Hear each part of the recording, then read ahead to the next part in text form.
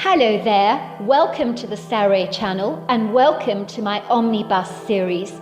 I've got so many of these omnibuses that are going to come out so that you'll be able to listen to an hour's worth of stories, which I know you're going to love. You know, the thing is that telling stories is such a fine art, and it's something that was practiced hundreds of years ago when people didn't have the technology that we have today. And everyone would gather around the fire and listen to a wonderful story. And also, what is so wonderful about a story is that personally, I think it is the best way to go to sleep. Every night when I go to bed, I always listen to stories. And that's something that parents used to do with their children. It's something that they still do with their children. There's nothing better than a good story. And so I hope you're going to enjoy this series. And before we start, I just want to say, do subscribe to my channel because you don't want to miss out on anything. Because I'm in for the long haul and I want to make sure that you get the most stunning stories to go to bed with at night or to listen to when you want to be one of those people sitting beside the fire and listening. Don't forget to subscribe to my channel and let's get started.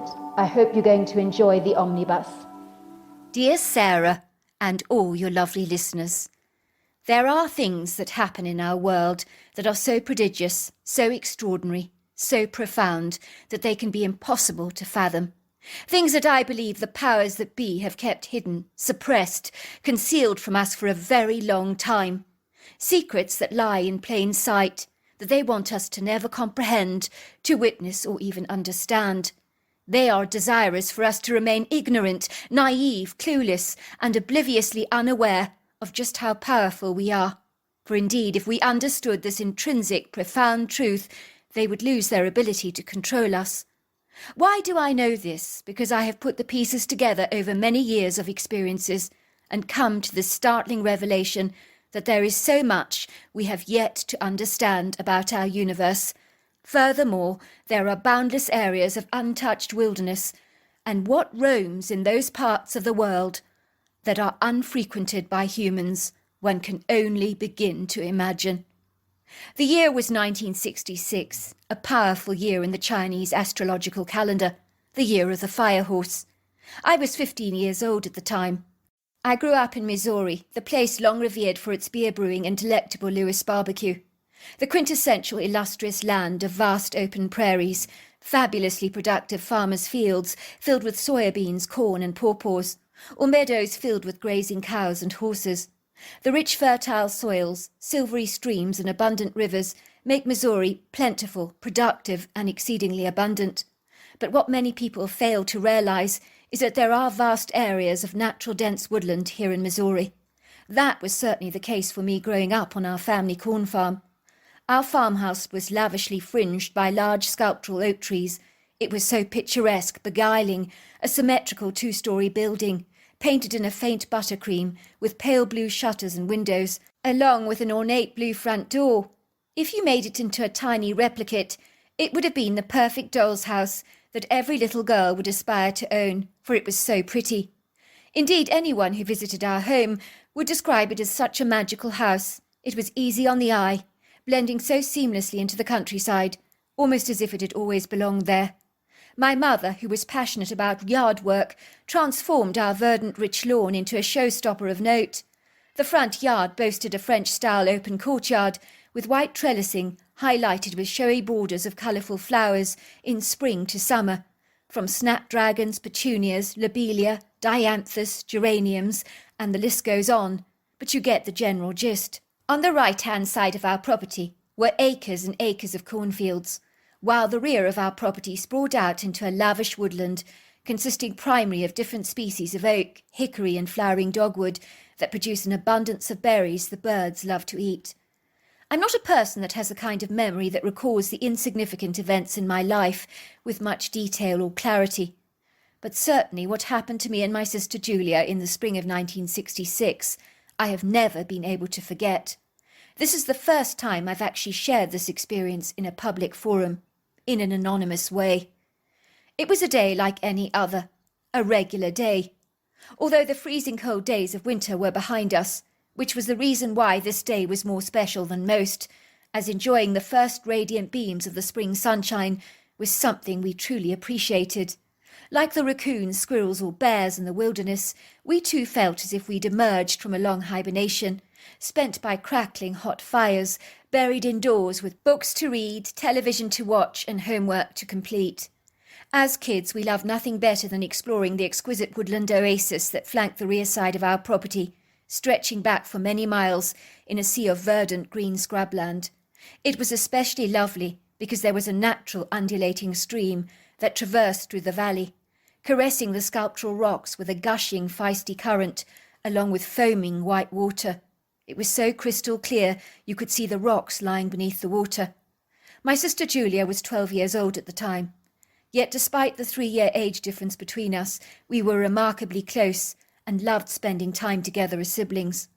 On this exquisitely beautiful sunny spring morning, we were both attired in shorts and t-shirts. We entered this blissful, tranquil wooded sanctuary, always bedazzled and surprised by how spectacular and ravishingly beautiful it was.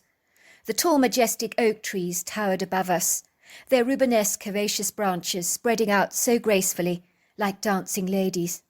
Their upper buxom heads of glistening new leaves created the most fabulous parasol effect above our heads, while pretty light prisms trickled through the leaves and branches, dappling the forest floor beneath us with such an enchanting, magical light. Delicate, subtle, ethereal, and mystical. The terrain itself was comprised of a rich, fertile soil, with the previous leaves from last fall now turned to mulch. It was pleasurable pressing our feet against the cushioning of the soft floor, with its pretty scattering of bluebells, yellow daffodils, and electric green lacy ferns that grew abundantly in this space. As my sister and I walked through these arresting, awe-inspiring woods, something changed. It wasn't just the bird song fading and dissipating, almost as if it had melted away like the butter on a hot cross bun, but something was exceedingly different about this capricious, ambiguous forest. I so wish I could put a finger on what it was that had altered, but it was as if the whole forest had morphed into something else, or some other place. The place seemed no longer familiar. It felt like it had shifted and changed, and that was when we saw a girl in a red hooded anorak running through the woods, so very fast. There was something strange and outer-worldly about her, almost as if she didn't belong in this place. But then, who was she? We tried to run after her. We knew that no one should be ferreting around on our private land like this, but that wasn't the real reason we chased after her. We were curious about who she was. She would have stood out on a street corner with other kids, as there was something anomalous and rather incongruous about her. "Excuse me! Excuse me," we called after her. The girl stopped for a moment. She turned around to look directly at us. The headspace of her anorak, where you would expect to see her head, was an empty hollow, filled with an intense blackness. Yet despite that, we knew she could see us, for we felt her eyes on us. She then turned around and was gone. Me and my sister stopped dead in our tracks, astounded by what we had seen, far too nonplussed and curious to be even remotely afraid. "Did you see that?" said Julia. "The girl had no face, but she had the energy of a girl. What's going on? There's no way that she was a ghost." We decided to see if the mysterious red-hooded girl had left a trail of footprints behind her, and indeed she had. We could see the tiny footprints of her shoes embedded in the trail. It was very curious. Who was she, we wondered? What was she doing in our woods? Why did she have no face? We continued to look for the young girl, when all of a sudden we heard the sound of what I can only describe as heavy gates being thrust open, very slowly, deliberately. When I say heavy, I mean substantial gates. It sounded as if they hadn't been oiled in years, as they squeaked, creaked, and groaned. "What was that?" said my sister. I shrugged, for I couldn't come up with any answers. Things in the forest this morning had become seriously eldritch. All of a sudden the misty dark forest grew gloomy, dim and grey, as if the light of the day had been permanently expunged from it. It grew darker with every second, as if the sun had set outside the forest. The temperature dropped significantly. It became considerably cooler, while fresh autumn leaves that should not have been on the ground in spring took flight, were dancing and blowing across the ground like crisp golden butterflies in a cool breeze. And that was when we discerned what I can only describe as a wide open doorway on one side of the forest that was framed by a gleaming bright light that twinkled like a silvery star. The autumn leaves and the cool air were shooting through this open space where the air emanated from, rather like an air conditioning system. It appeared to be some kind of portal, wormhole, or escape hatch, if you like, into another dimension, realm, or alternative reality. Who knows? It was so intriguing, inspiring, beguiling. We both were eager to walk through it, but we vacillated with feelings of hesitancy and reluctance. We got the overwhelming sense that should we walk through this doorway, we might never be able to return to our reality. I remembered the story of the lion and the witch in the wardrobe. I felt excited. Could this be a portal to another world, like there was in the wardrobe? Then I felt silly, for Narnia was a mysterious world in a story. It was an author's imagination, was it not? Now I was not so sure, because this doorway was very definitely real. You could see the glittering light coming through it. All of a sudden we heard the forest floor pound with an aura of imminent urgency. Boom! Boom! Boom! It sounded like something massively huge was thundering towards us with a dogged determination, almost as if time was of crucial essence, like an ambulance in a race to get to the scene of an accident. Whatever it was colossally big, as the ground heaved, groaned under its considerable weight. And that was when, standing before us, was the hugest, most monstrous creature I've ever seen, that now I know to be a Bigfoot. The creature was behaving peculiarly strangely. It appeared to be grunting and snorting. Its deep-set dark eyes looked very aggrieved, distressed, worried even, as if he was greatly troubled by something, and whatever it was that concerned him was about us. Looking back, I believe he was trying to tell us not to go anywhere near this portal, for I'm in absolutely no doubt that this creature knew what this portal was, and what it invariably meant.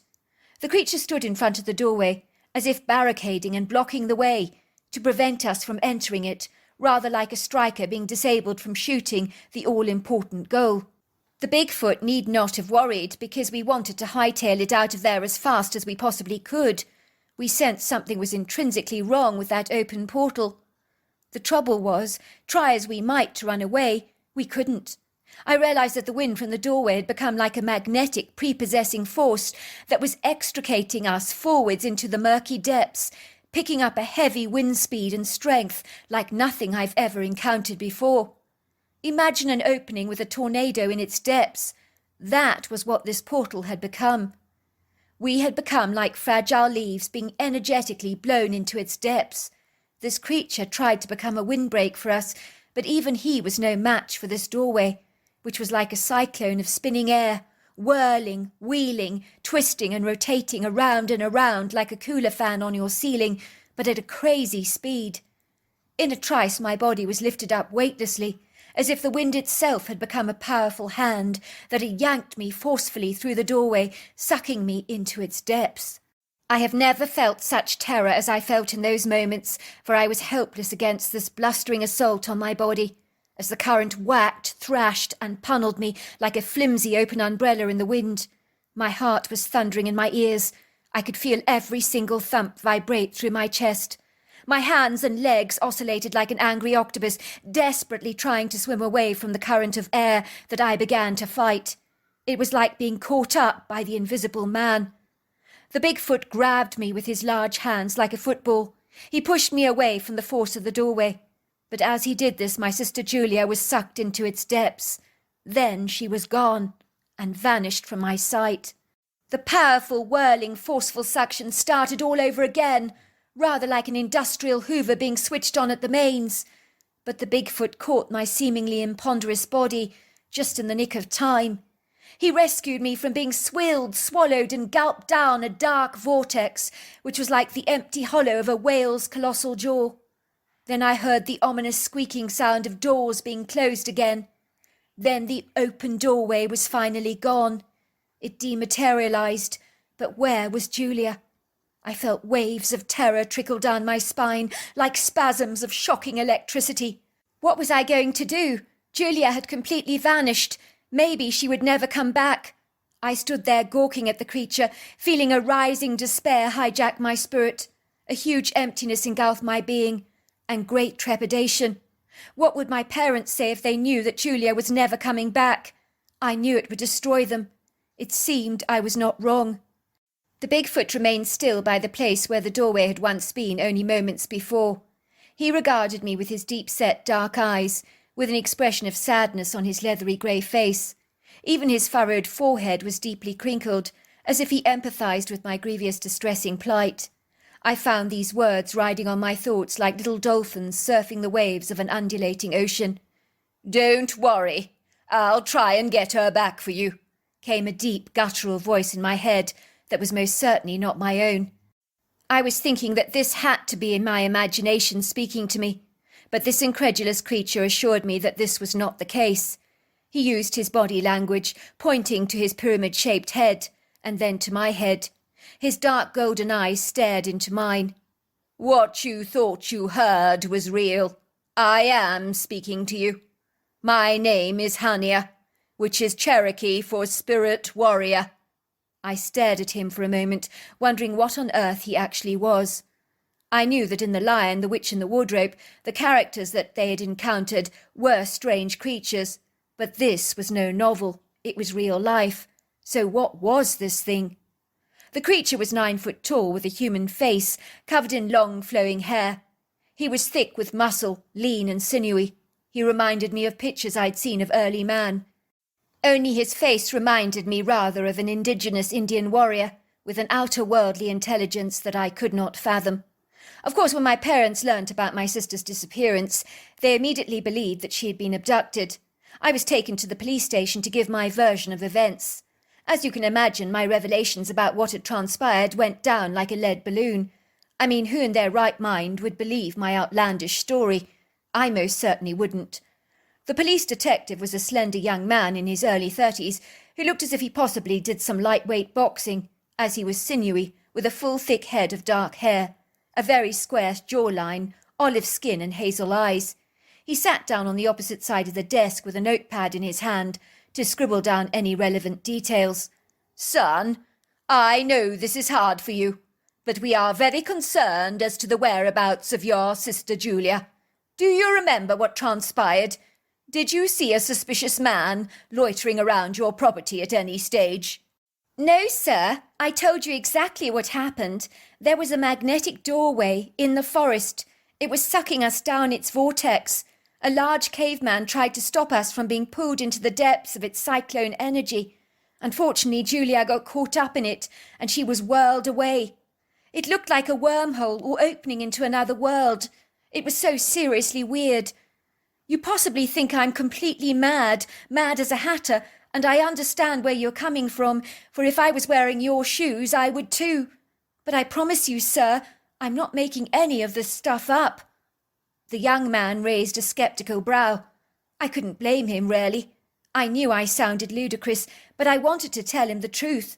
The trouble was, I was beginning to sound like I'd lost my marbles. "Son, you know the story that you are accounting for is very unlikely to have happened in our reality. I believe you thought it happened, but I think you must have been drugged. Do you remember anyone giving you sweets or a strange drink of some kind? Try hard to remember." "No, I promise you, my recollection of what happened is accurate." "So you don't remember seeing anyone strange?" "Well, I did see a strange girl," I told the detective. "She had no face." I felt almost sorry for the poor detective. He rubbed his chin reflectively. I could see the frustration building up in his eyes. He was struggling to be patient with me. Perhaps I shouldn't have mentioned the girl with no face. Now he must seriously think I was bonkers. "You must realize, son, you are sounding nonsensical and irrational to me. You're either spinning me a fabulous yarn. You have an outstanding imagination, or you believe what you're telling me is the truth. I am inclined to believe the latter is the case. You have either been subject to some kind of hypnotic effect or hallucinogenic substance of some kind." No, Detective, I haven't had anything of that kind, I protested. Please believe me. I'm not making any of this up. I know it sounds crazy. I'm the first to admit it. Look, son, is there anything you can tell me about anything prior to your sister going missing? Can you think of any stranger approaching you recently that was behaving suspiciously? Any trespassers seen on your land? No, sir, nothing of the kind. Before long, I shut up about what I'd seen, because no one believed a word of it, and the more I reflected over the event, the more dreamlike and obscure it became in my mind's eye. Even I was beginning to doubt what I'd seen myself. My mother believed I'd made the anomalous events up in my own mind to protect myself from the gravity of what really had transpired that day. I think something quite dreadful happened, and you forced that part of your brain not to remember, and created a new alternative. I do remember after my sister went missing that those were indeed the darkest days of our entire lives. Things only got worse when the police informed us that a body of a young woman had been retrieved, floating upside down in a local pond, who they believed was my sister. My parents had to go and identify her. They were in pieces, so broken up, distraught. What if it's our Julia? My mother had cried, clutching her mouth with her hands. What if it's our baby? My father had taken her into his arms to reassure her. We need closure, sweetheart, he'd said. If it's Julia, we'll have to bury her. Now you need to be brave. You need to have courage. I know it's hard, but we can do this together. But she's only 12. I mean, she can't be dead, can she? I mean, who would hurt a 12-year-old girl? There are some very sick people out in the world, my father had said. My mother was so shattered it broke my heart to see her drive off to the police station with my dad. I was praying that it was not my sister's body that they would find. Fortunately, they returned home with brighter expressions on their faces, as the young body recovered was not my sister's, but they felt so sad for the parents who would soon discover that their daughter was dead. I do remember that tumultuous time when my sister went missing, so clearly, for every single day dragged by slowly. It continued to be a tortuous, gruelling time for us all. The worst part of it all was the not knowing what had really happened to poor Julia. Every day dragged by slowly, rather like an elastic band that stretches and stretches with no end in sight. The days were hollow, like great big voids of empty despair and hopelessness. In my heart I held a desperate longing for the light to appear on the horizon, a glimmer of hope that Julia might just return home. Our days were devoid of joyful laughter. Background music was redundant. Delicious smells wafting from our kitchen were all but absent. Our house was filled with flowers from well-wishers. The church was praying for us, while kindly neighbours had brought us home-cooked meals. Our appetites had been stolen from us. We felt as if we were all holding our breaths under the water, only willing to breathe again when Julia walked through that door. We waited for the phone to ring, or for someone to call around to bring us the much-needed answers we were waiting for. We wanted to see the police car driving down our driveway, but we didn't as well. Our emotions were conflicted, raw, inflamed, exposed. It was a mixed bag of feelings. Even my enigmatic, baffling experience in the woodgrove became cloaked with a thick blanket of haziness, shadowed by my own uncertainty. Was my mother right? Had I made this whole thing up, I wondered? Maybe the detective was right, and I had been subject to some kind of mind control, where an evil predator with duplicitous motives had abducted my sister and made me believe some outlandish, crazy story that did not have any correlation with the natural world or reality itself. Then a miracle happened that shook our lives to the core with feelings of rapturous joy and celebration. For on the 8th day after my sister was reported missing, at about 11 o'clock, she just waltzed into the kitchen, as if nothing had even transpired. I remember she was angry with me, indignant even. "Why did you bog off like that? That wasn't funny," she said, looking at me with an annoyed expression on her face. "Why did you leave me in the woods alone?"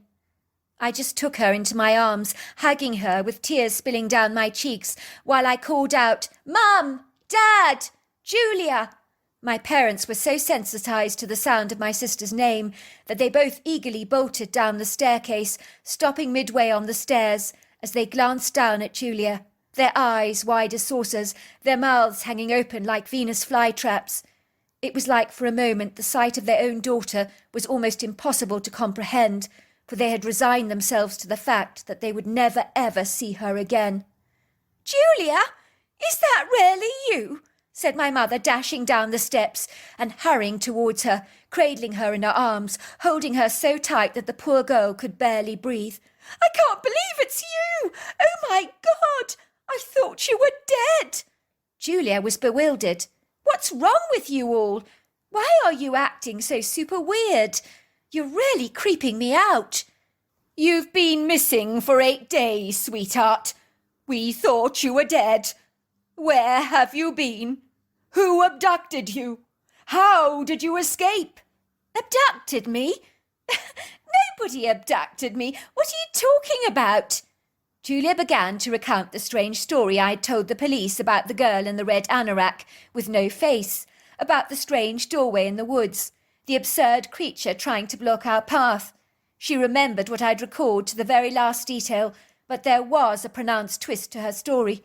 She did remember being blown into the wormhole by this powerful magnetic surge.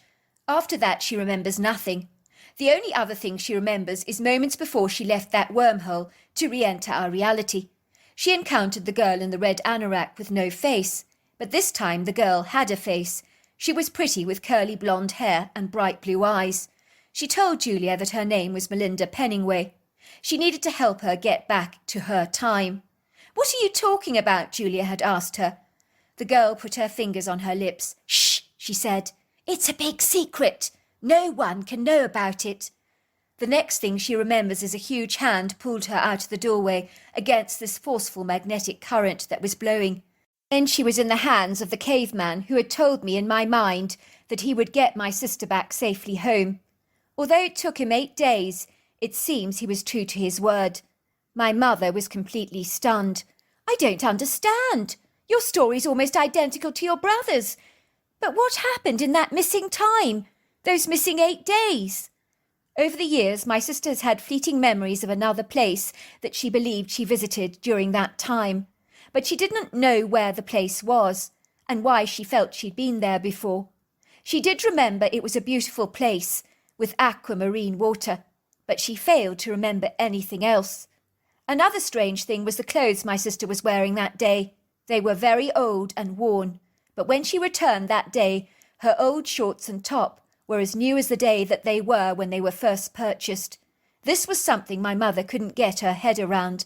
When she saw that, she said it was physical proof and confirmation that something super weird happened to us. Also, my sister's puberty was delayed for 5 years after that experience. When the detective spoke to me and Julia, once he heard how our stories correlated, he said, "I think you may have entered a parallel universe or a wormhole. I believe there is more to this world than meets the eye. I have seen weird things on the force that have led me to this conclusion, but you never heard that from me. If you want any sound advice, I would suggest you keep your mouth shut about your peculiar experience, for you are in danger of being laughed at by people who think you're crackers. But for the record, I think you really did enter an alternative reality.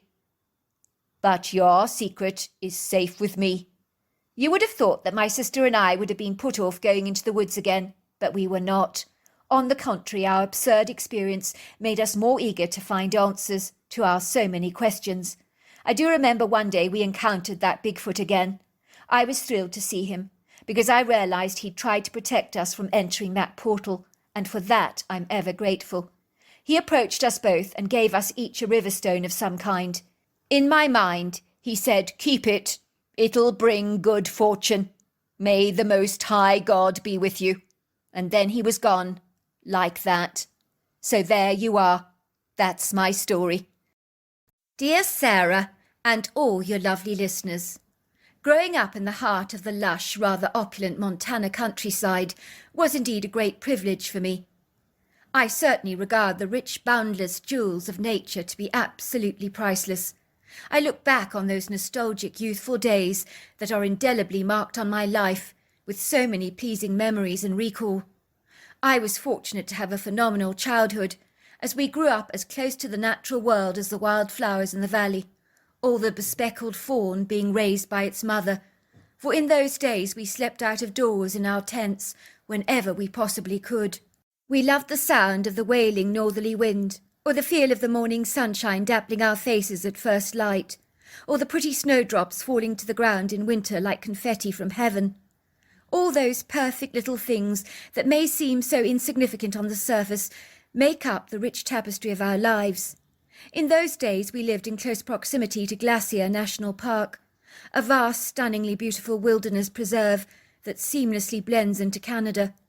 This illustrious, resplendent park is like a sparkling jewel in a crown, is teeming with an abundance of indigenous wildlife, has many exquisite snow-capped mountains, aquamarine lakes, mountainous woodlands, charming little foothills, along with enchanting alpine hiking trails. My parents owned several large, luxurious cabins on our land, where visitors to the park would often stay for a week or so with us by booking themselves a weekend in a luxurious, charming alpine cabin. I'm glad to say that business was always booming for us, attracting some interesting, exciting people from all over the globe to stay with us. We also kept several American quarterback horses on our land, offering horse riding opportunities for visitors who wished to explore the wilderness on horseback. Me and my younger brother Wayne were as thick as thieves, pretty much doing all those quintessential boyish things together.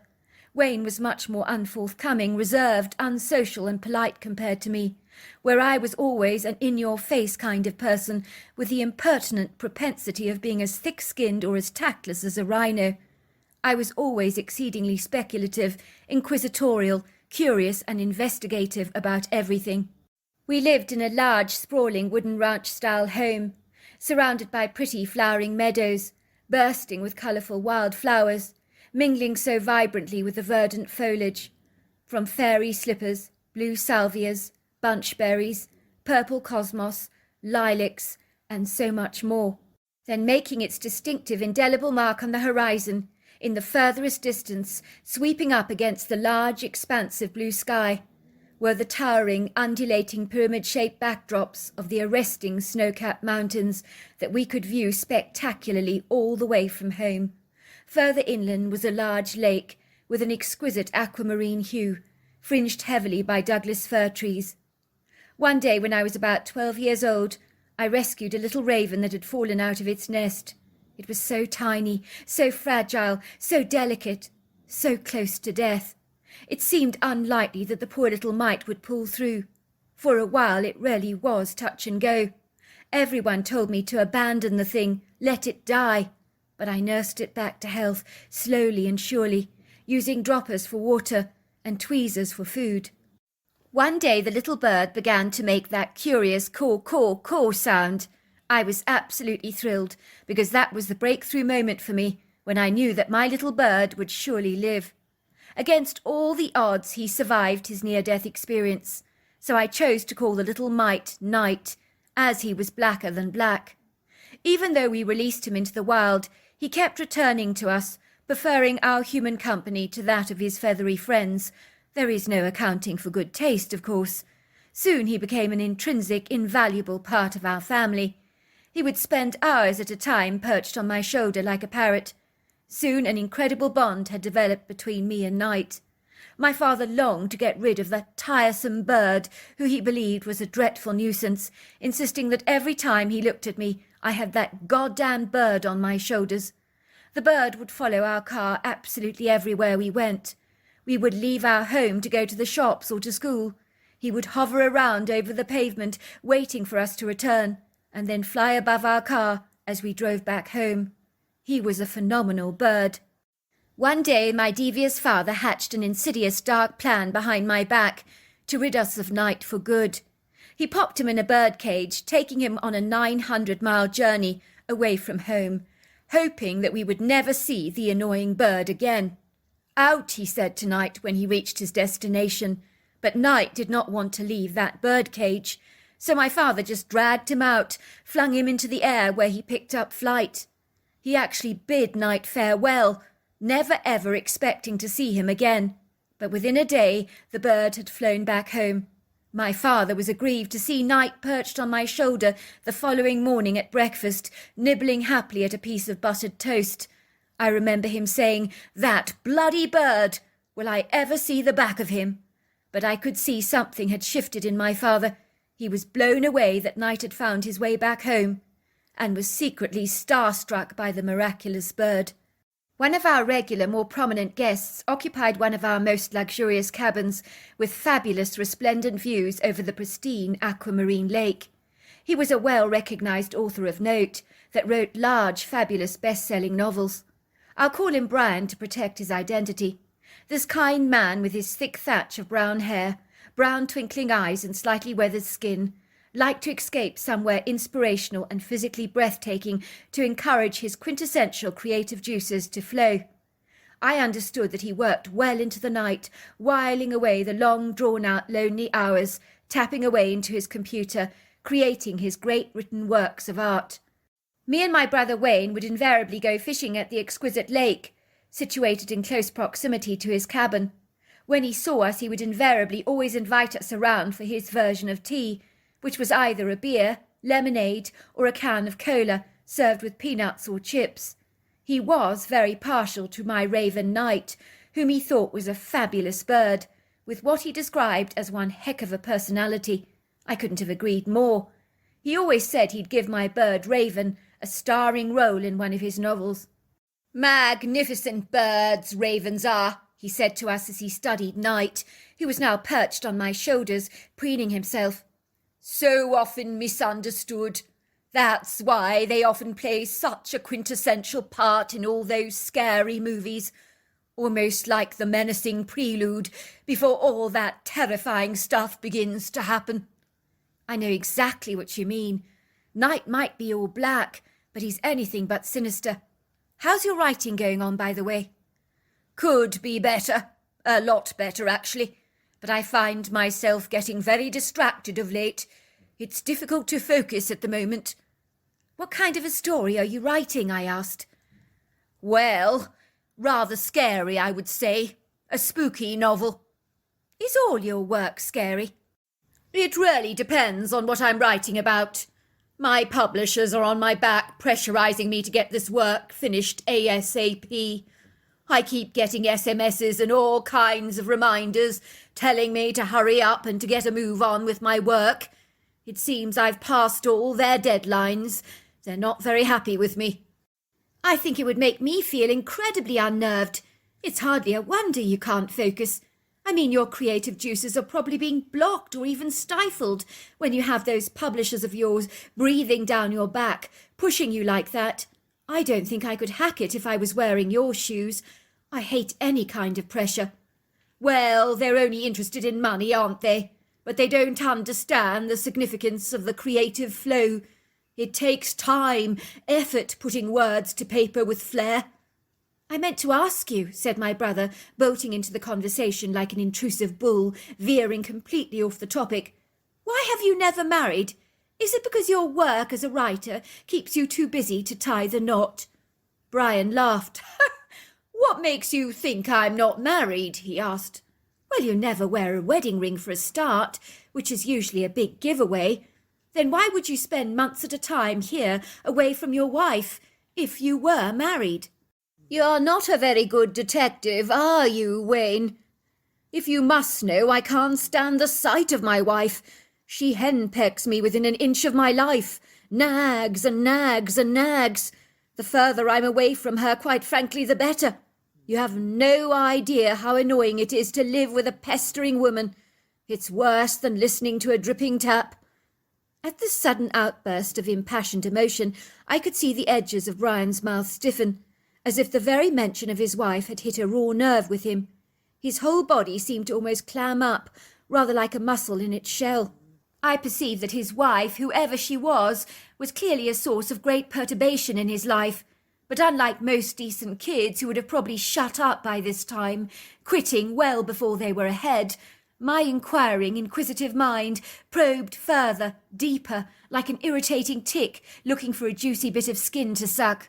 Whilst my brother was making silent, desperate signals for me to shut up, He was judiciously diplomatic, perceptive enough to discern that Brian's wife was a huge bone of contention for him. "Why don't you get divorced? Is that not what adults do if things don't work out for them?" I asked. "It's not that simple, Oliver. It's complicated. My publisher is my wife's father. You better believe it. If I divorced my wife, bang goes my writing career. Down the drain. I assure you that a heavyweight man like him generates huge influence, power in high places. He's a mover and shaker, a powerhouse, a human dynamo, if you like. He has told me in no uncertain terms that if I ever leave his daughter Isabella, no one will ever publish my books again. He will see to it that that is the case. He's not kidding either. He's a wheeler-dealer of note. He knows how to make things happen. Not the kind of person you want to rub up in the wrong way."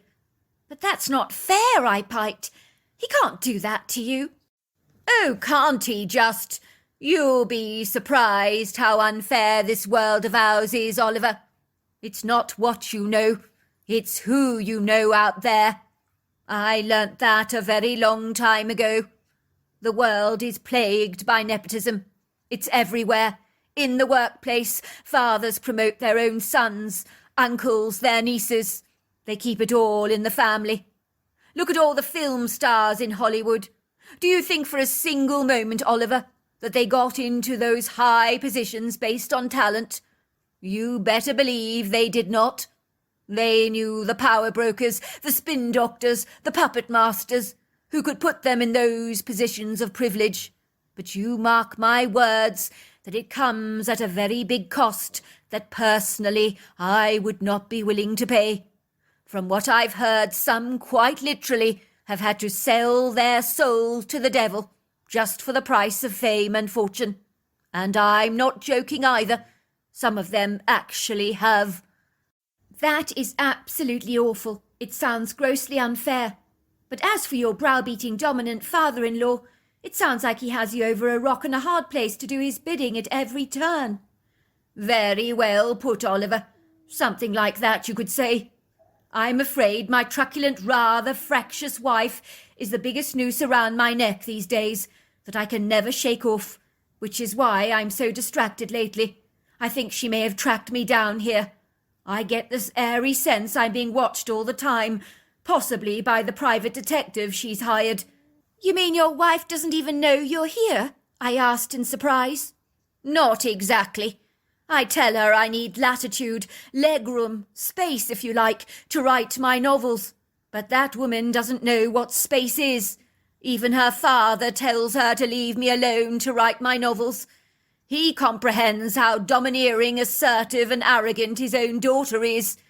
He's eager for me to get my novels published.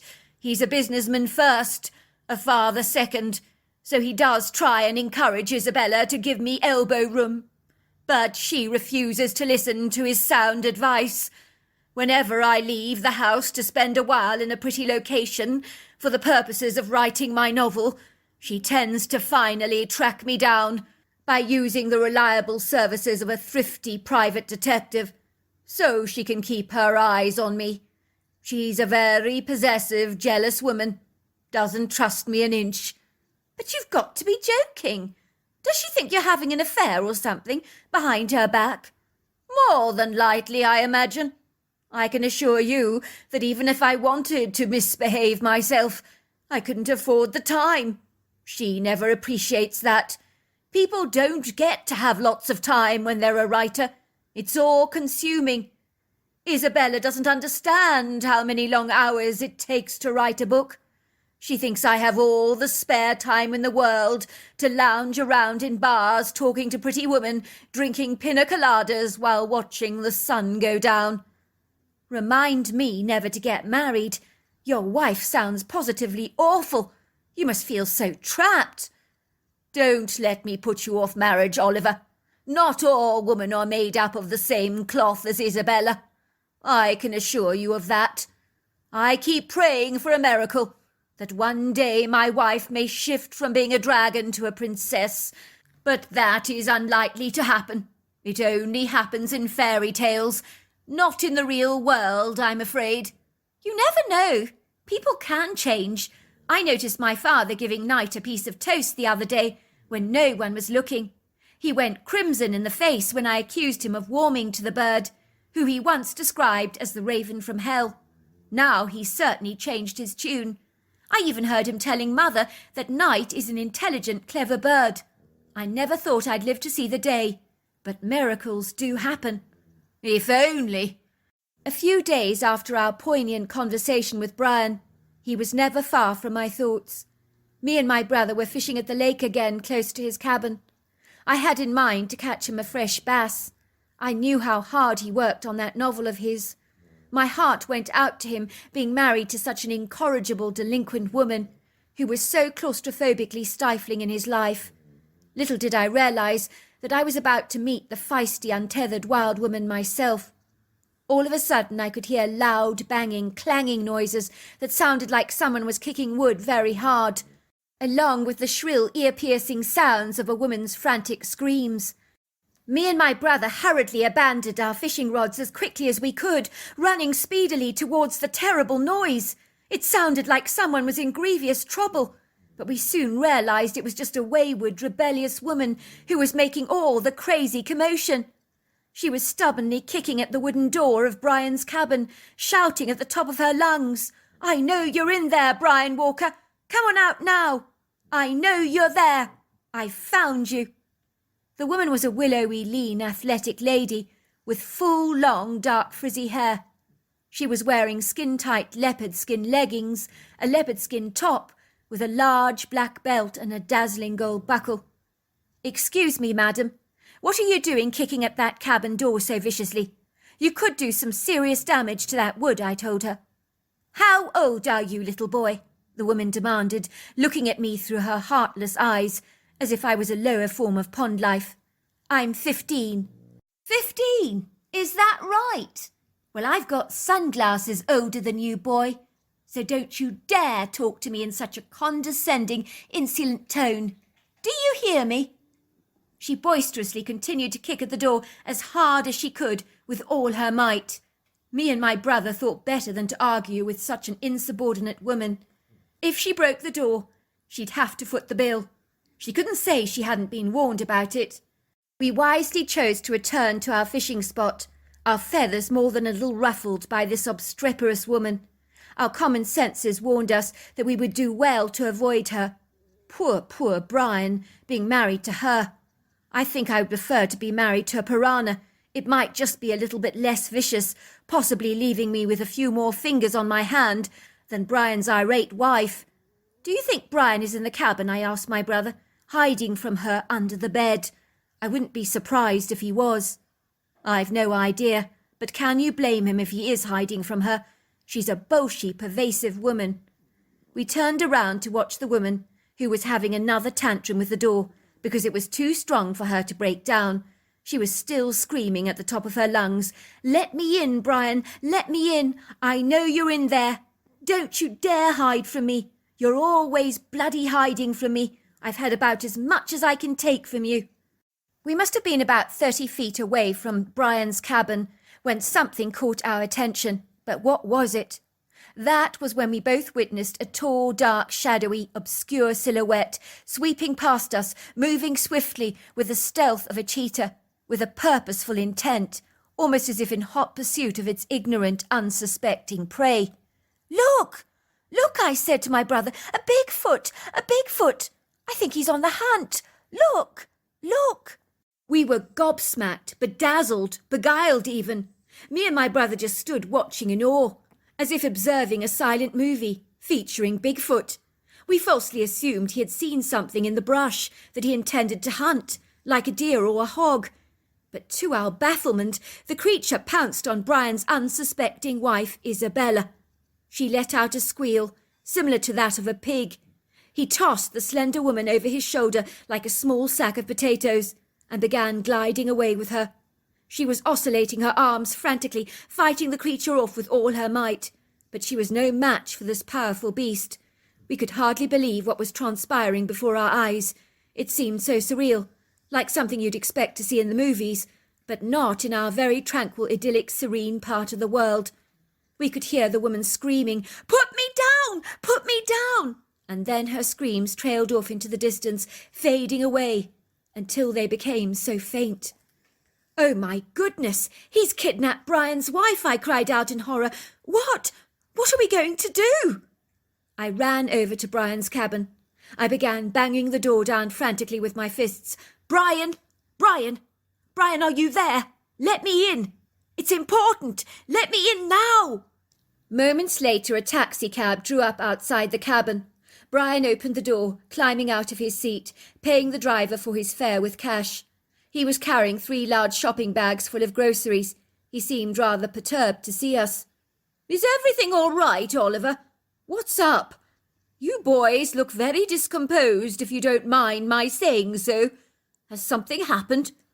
Your wife was here a moment ago." "You're bloody kidding me. Oh, no. That is not what I wanted to hear.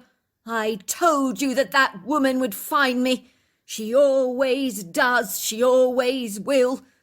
"Well, she's gone. I'm not sure if she's ever coming back." "Not coming back? Oliver, you're very wrong there. That woman doesn't know how to give up. She doesn't know the meaning of the word.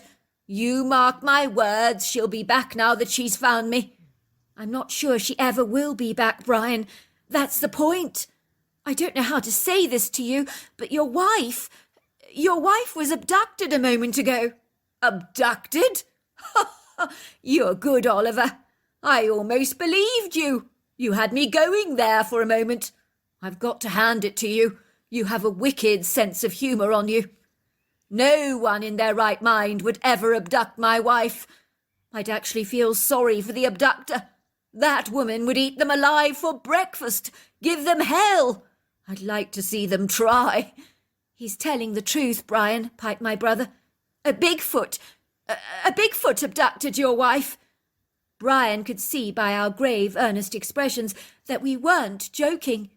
"You better come in," he said, twisting the key in the lock and opening the door. We watched Brian pour us each a glass of Coca-Cola.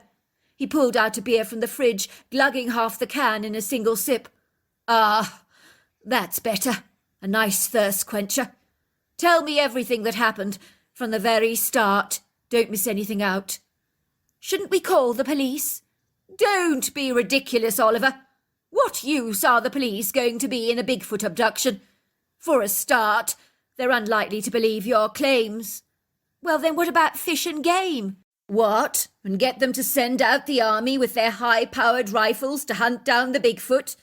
They're likely to do a lot more harm than good, let me tell you. I'd rather try and find my wife myself before calling for outside help. My research as a writer has forced me to conclude that some things are much better done yourself. Tell me, what was your impression of this Bigfoot? Did he appear aggressive or benevolent? What did he seem like to you?"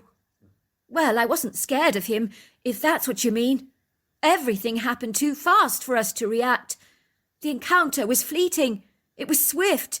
It felt more like we were outsiders watching a movie unfold, almost as if we were outside of our bodies. The Bigfoot virtually flew past us like an obscure, shadowy ghost. It just threw your wife over his shoulders like a sack of oranges. She looked like a Barbie doll in the air, swimming doggy paddle. She was frantic, put up a rather impressive fight, I have to tell you, kicking and screaming like mad. She rather reminded me of a cat I had once that scratched me within an inch of my life if I tried to pick it up. It was incredible. The creature did not even drop her. She was all over the place, panelling the air with her fists. She was no match for the creature. He was titanic in size. I mean huge. And when I say huge, Brian, I am talking humongous. I didn't get the impression that the Bigfoot was evil, or that your wife was actually in danger of being killed. I think the creature was benign. I got a fleeting view of his eyes, very fleeting, but I thought they looked intelligent, gentle even. But I'm not sure what his intentions are with your wife. That's the problem. Maybe he was attracted to her feistiness. I mean, she was screaming blue murder, kicking at your door, demanding for you to let her in. That voice of hers was so loud it could have woken the living dead. Certainly, if you want my opinion, the creature either fancied her or wanted her to just shut up. So we have a benevolent Bigfoot on our hands. Well, that's a good start, anyway. Now, what did he look like? I thought quickly. Well, he was built like a burly army tank. He had athletic, muscular proportions. I'm guessing he was about 8 foot tall, 600 pounds, with bulky, very well-developed shoulders, rather like that of a bodybuilder. He had overlong arms, much like a mountain gorilla, and short, powerful legs. He was covered in long, flowing hazelnut hair. And, of course, he had that typical pyramid-shaped head that I discerned beheld a very human face, a flat, aquatic nose, and very deep-set dark eyes, if that helps. But that's all I can remember. It's the best I can give you, I'm afraid. I did see him rather quickly. Thank you, Oliver. That's a very good description. I get the general idea, said Brian, grabbing his rifle. Do you boys want to come with me or not? Before long we were searching the woods for Isabella. We were even calling out her name. Isabella! Isabella! But we were met with the ominous sounds of silence. Even the sounds of the bird's song had all but faded. Everything was soundless, so much so that I could hear the rise and fall of my own breathing. Things weren't looking promising as far as Isabella was concerned, but I had to hand it to Brian for his stoical determination and commitment. He didn't give up in the urgent quest to find his wife without recruiting any outside help or reinforcements. Brian was utterly determined to do things his own way, believing any additional resources would hinder his efforts or even scare the Bigfoot off. I wasn't sure he was right. The next day we continued the search, from early morning into the late evening, until finally we hit pay dirt. We found Isabella alive and well, no worse for wear, with berry stains all over her leopard skin shirt that at first looked alarmingly like blood. She looked like she'd been lying in a wine barrel of red grapes. Even her face was covered with purple stains, and her thick black hair was full of grass, as if she'd been lying on a haystack. We could hardly believe our good fortune, as she was alive and well, but she was behaving very strangely. We realized that she was behaving like a frenzied zombie who'd lost her mind. She appeared delirious, as though locked in some kind of a trance. We got the distinct impression that she didn't know who she was or who we were. She sounded as if she was drunk or hallucinating from overindulging on magic mushrooms. "Who are you? Go away," she kept saying to us. "I don't want any more bloody berries. Don't give me any more berries. I've had enough berries." Isabella was caught up in a trance-like state like that for over 3 days, constantly telling us that she didn't want any more berries. Brian had to keep her contained in the cabin to prevent her from wandering off. Eventually Isabella came out of her state, recognizing her husband at once, but didn't know where she was and had no memory of what had transpired. Nor did she remember the Bigfoot. The abduction or how she came to be at the cabin in the first place were all but memories that she never recovered. "I don't know what's happened to my wife," said Brian, "but she's changed. Rarely changed. She's actually nice. It's absurd. She's never been nice a day in her life. I don't know what's happened, but that abduction has changed her, even though she has no memory of it at all. I actually like this new woman. It's like the Bigfoot took her off for rewiring." "Don't get your hopes up, Brian. Maybe your nagging wife will rebound again, come back to you, like the proverbial boomerang. I'm glad to say that I was wrong. It's been over 15 years since that event. Brian's marriage has been completely transformed. It would seem his once nagging, hen-pecking wife has become his very best, most beloved friend. The couple often rents out my parents' cabin together, and Brian continues to write his bestsellers, with Isabella by his side as his greatest cheerleader. Even my feathery friend Knight found Isabella to be a very likeable, agreeable lady, with ears he loves to nibble with his beak. When we visited the couple, Isabella was far removed from that horrible woman that was trying to break down the door to attack Brian with an angry verbal assault. So what happened to Isabella is definitely open to speculation. She even admits she must have had a personality transplant. She does recall being a dreadful wife to Brian for the first few years of their married life, of which she is most apologetic. Brian describes his wife as transforming from a spiky, prickly caterpillar into a beautiful butterfly. So it seems Brian's prayers were finally answered. Even Isabella's father said to him, "What have you done to my daughter? She's positively blossomed into a brand new woman. I always knew you would be good for her, Brian." So it seems that even Isabella's father is on side. But as any writer will always tell you, one thing remains an ever constant in their lives: the overwhelming pressure from the publishers to get the books out on time. So there you are. That's my story. Dear Sarah, and all your lovely listeners, he lay there on his hospital bed, covered with a thin, flimsy sheet. He was stick-thin, scrawly, scraggy, emaciated, his globular skull shrunken with a faint scattering of grey hair that fringed its outer edges like the tinsel surrounding the girth of a Christmas cake.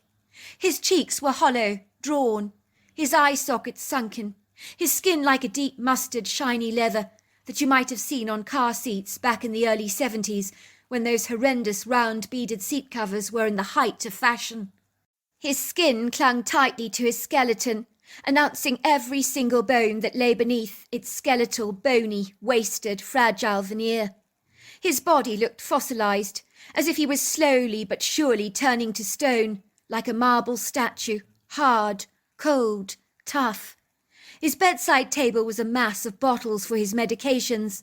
Then there were bottles of Mountain Dew, a couple of bananas, a scant selection of protein milkshakes designed to feed up his malnourished body that was failing miserably. He had become like an old car with an engine that was beginning to seize up, fail. Before long it would only be good for the knacker's yard. There were 4 other dying patients who were in his hospital ward with him, requiring pain management, 24-hour care.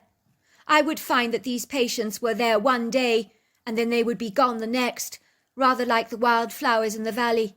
It made me hauntingly aware of the fragility, shortness, fleetingness of life. I knew at some point on life's journey, many did end up in a hospital bed like this. It wasn't a pretty thought. I watched the nurses attending to the needs of these dying patients, buzzing around them attentively like worker bees, offering them pain medications and anything else they might need. Sometimes my father appeared very lucid. Other times he was making up nonsensical, outrageous conspiracy theories in his head. Sometimes I would get calls from him in the dead of night. "Help!" he would cry. "The hospital are holding me captive. They won't let me out. All the doctors and nurses are involved in this hideous hijack. They're deliberately locking us all away. We're all contained in here. Do something. Get here now."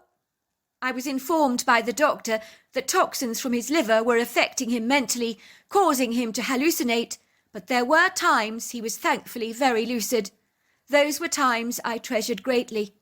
We never spoke to my father about his impending death, although he had mentioned that his doctor had told him that his liver cancer was very aggressive, that he didn't have long left to live. Yet my father, who was the eternal optimist, rarely thought he could overcome, even cheat death. Although there were times, of course, when reality hit him very hard, like a cruel, cold ice brick to the face. And those were the times he realized he was indeed slipping away. He could even tell that his body was now a shadow of its former glory. My father was all that we had in the world. Well, that was me and my younger sister Heather, who were his only children.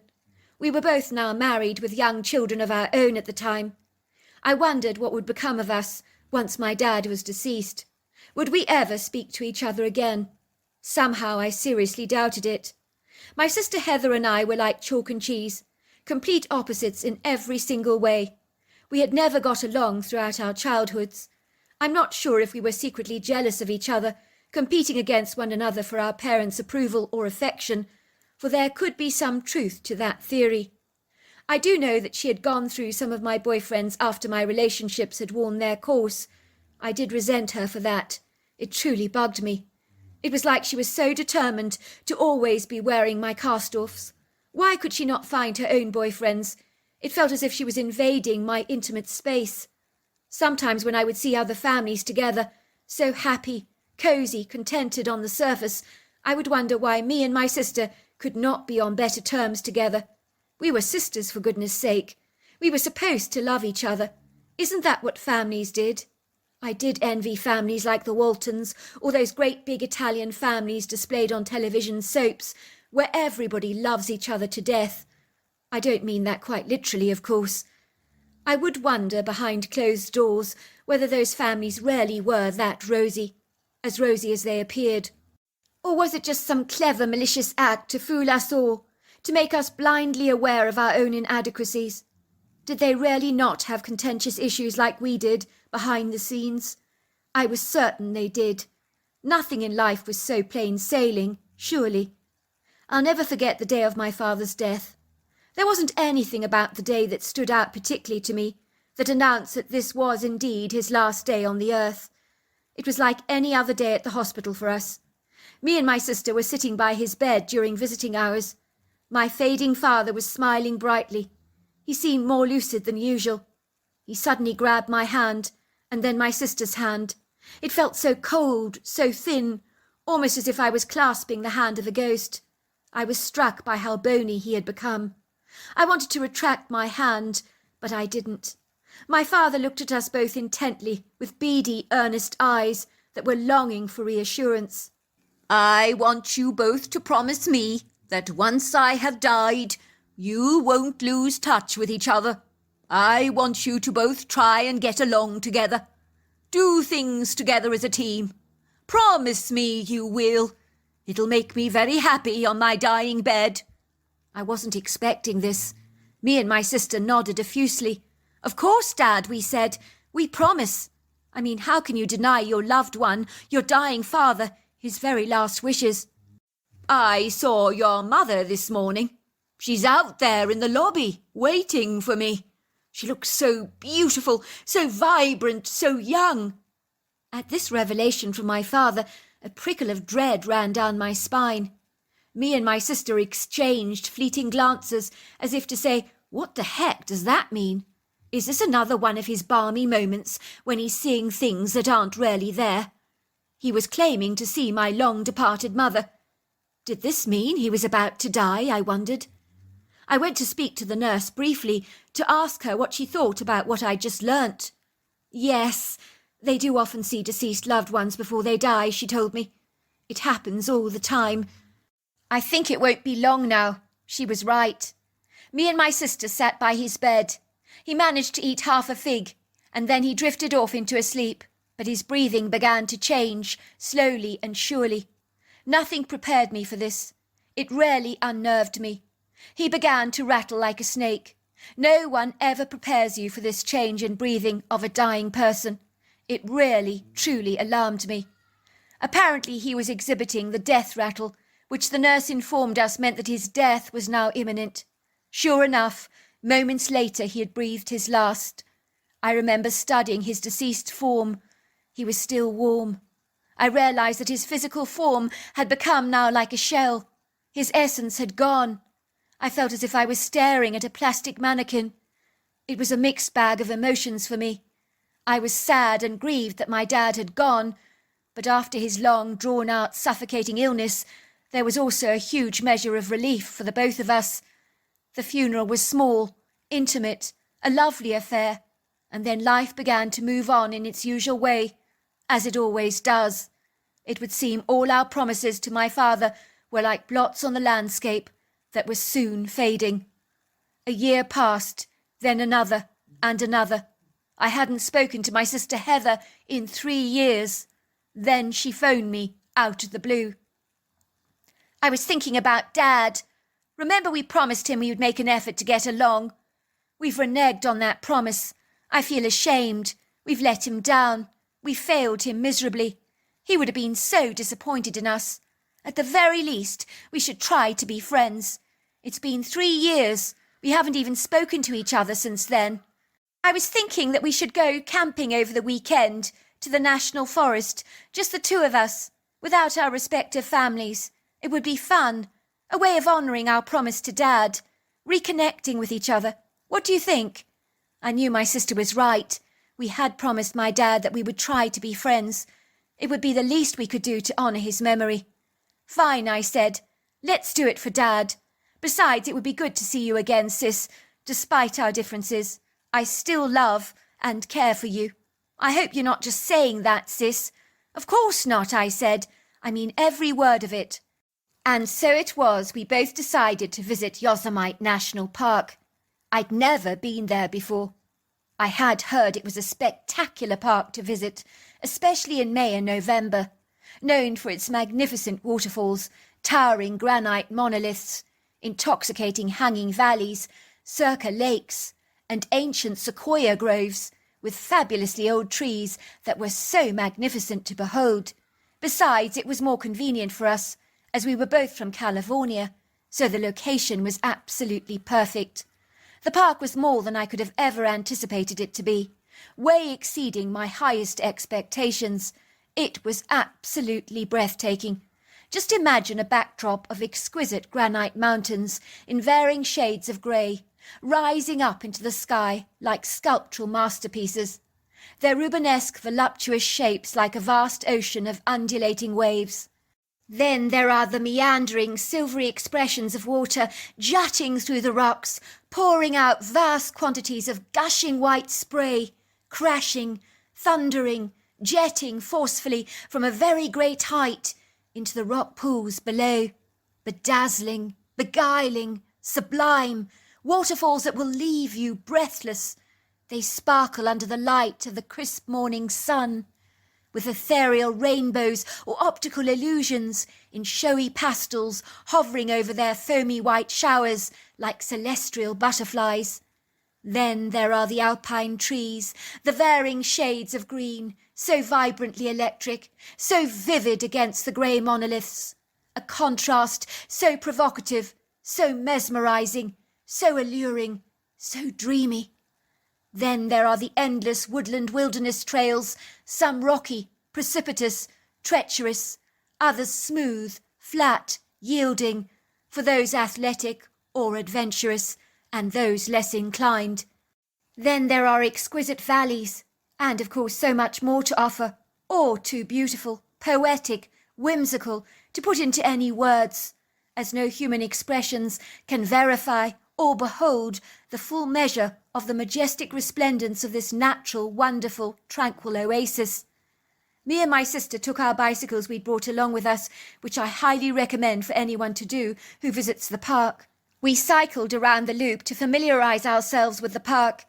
We enjoyed the Mirror Lake hike, which was very short, scenic and enchanting. It was amazing how well me and my sister got on with each other when surrounded by the distracting, daunting wonders of the natural world that leave you so speechlessly aware of how inconspicuously small, fragile, tiny you really are in the scheme of things, like little birds flying amidst the rocks, delicate, vulnerable, and very small. "I'm so glad we decided to do this together," piped Heather enthusiastically. "I'm pleased you came. I really am. It's so wonderful here. Despite our differences, it's good to see you. It's been such a long time, and believe it or not, I've missed you in a way." "I'm so glad I came," I said, giving her a big warm hug. "Maybe Dad is looking down on us. He's smiling, I'm sure of it. I can see him giving us the thumbs up sign. He'll be so pleased we're together." Me and my sister quickly set up camp under the towering pine trees in a wooded area next to my parked camper van. I seem to remember the campground was called Upper Pines, but I can't be sure. It wasn't long before the night set in. The light of the full ivory moon, along with the bright twinkling stars, was obscured, suppressed, subdued somewhat by the towering trees that now covered our heads in a canopy, allowing only fleeting trickles of moonlight to dance through the trees. But we didn't mind that. It was so pretty. We cooked pork sausages and burgers on the grill, finally roasting marshmallows, telling each other ghost stories like you do when you're surrounded by the open flames of a crackling fire, like they did in the olden days when storytelling was an intrinsic part of social interaction, where tales from generations travelled down the family line, rather like telephone calls from one generation to another, which meant that shadows from the past or faded memories could reappear again in all their glory like old friends. "Did I tell you my husband Bryce has seen a ghost?" my sister piped. "Really?" I said. "When did that happen?" "Well, he said he remembers it very clearly, although at the time he didn't know it was a ghost. He was young, you see. I think he was staying with his grandparents in England, who lived in a rather stately, antiquated, ornate Victorian home. It was exceedingly old, a classical vintage style, one of those scary homes where the floorboards tend to creak and groan when you walk on the rickety wooden panels. He didn't like that house at all. He said he felt as if he was being watched by tenacious, unseen eyes, as if they were everywhere. When he went to bed at night, his grandmother would tuck him into bed with his favourite teddy bear. But in the morning, he'd wake up to find his teddy bear sitting on the mantel staring back at him. It would give him the chills, because nobody put it there. It would me too, I agreed. That would really freak me out. Anyway, every morning Bryce's grandmother would ask him, "Did you have a good night's sleep, Bryce? You do look tired this morning." He always looked exhausted staying at his grandparents' house. They didn't understand why. He yawned the whole time. He said, "No, Granny, I didn't sleep well. I so wish that man would stop making such a commotion, thumping across my floor with his heavy boots. He doesn't even try to be quiet, Granny. He keeps me awake all night. Please won't you tell him to stop making such a noise? Why does he have to attend to my fire at night when I'm trying to sleep? I told him my room was warm enough. He didn't need to keep the fire going for me. He said he needed to keep the fire going to keep the house as warm as toast, or the master wouldn't be best pleased with him." As you can imagine, Bryce's grandmother looked at him in horror, saying that there was no one attending to his fireplace. She told him, "I put a fire on in your room to keep it cosy for you, but I allow it to burn itself out at night." Bryce insisted for 2 nights in a row that the man would not stop poking away at the fire and keeping him awake all night, because he was a very light sleeper. He was sleeping in the guest room. His grandmother was amazed to find that the fire in his room had not burnt itself out by the time the morning came, because there would be a piece of wood still smouldering away in the hearth. All the other fireplaces in the entire household were stone cold. They had long since burnt themselves out by morning. Also, the firewood in the basket had been mysteriously all used up, but no one had added that firewood to the flames of the fire. It was exceedingly odd, as someone had put those logs onto the fire, but it wasn't anyone in the house. Bryce's grandmother was so curious, so she found some old Victorian photographs of the family that used to reside in the property all those years ago, that she found once lying in the attic. She showed Bryce those photographs. She asked him, "Do you recognise anyone in the pictures?" Bryce said that he didn't, but then he pointed to a man in the background of the photograph wearing black pants, a white cotton shirt, and a blue and white striped apron. He was putting a pitcher of water onto the table in the photograph while everybody was posing for the picture. Bryce said, "Oh, that's the man that keeps messing with the fire in my room." It turned out it was the household butler. It appears that he's haunting the house from beyond the grave. "Wow," I said, "that really is some story. Does Bryce remember the ghost that vividly?" He said that the ghost was as real as you or me. It actually spoke to him like you and I would. "Amazing," I said. He saw a full-body apparition. That night, as we retired to our sleeping bags in the tent, I kept being woken up in the middle of the night by my annoying sister, who I remembered was an insomniac. I'm not sure what time it was, but it was early, really early. It was still very dark outside. My sister began shaking me wide awake. "Hi, sis," she said. "I wonder if you fancy a hike. I know it's dark outside, but it'll get light very soon. Go on, it'll be fun. We've got our head torches so we'll be able to see clearly. We can take some bear spray with us for protection." She said this, jiggling the bottle of bear spray enthusiastically, as if the very notion of going out at the crack of dawn like this was impossible to resist for me.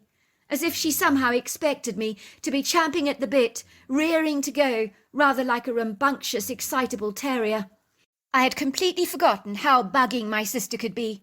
Her bouts of insomnia had plagued my family growing up. "Are you kidding? I'm not getting up now. I'm absolutely exhausted. Just because you can't sleep doesn't mean I want to be up with the sparrows." I tried to get back to sleep, but my sister was making it exceedingly difficult for me.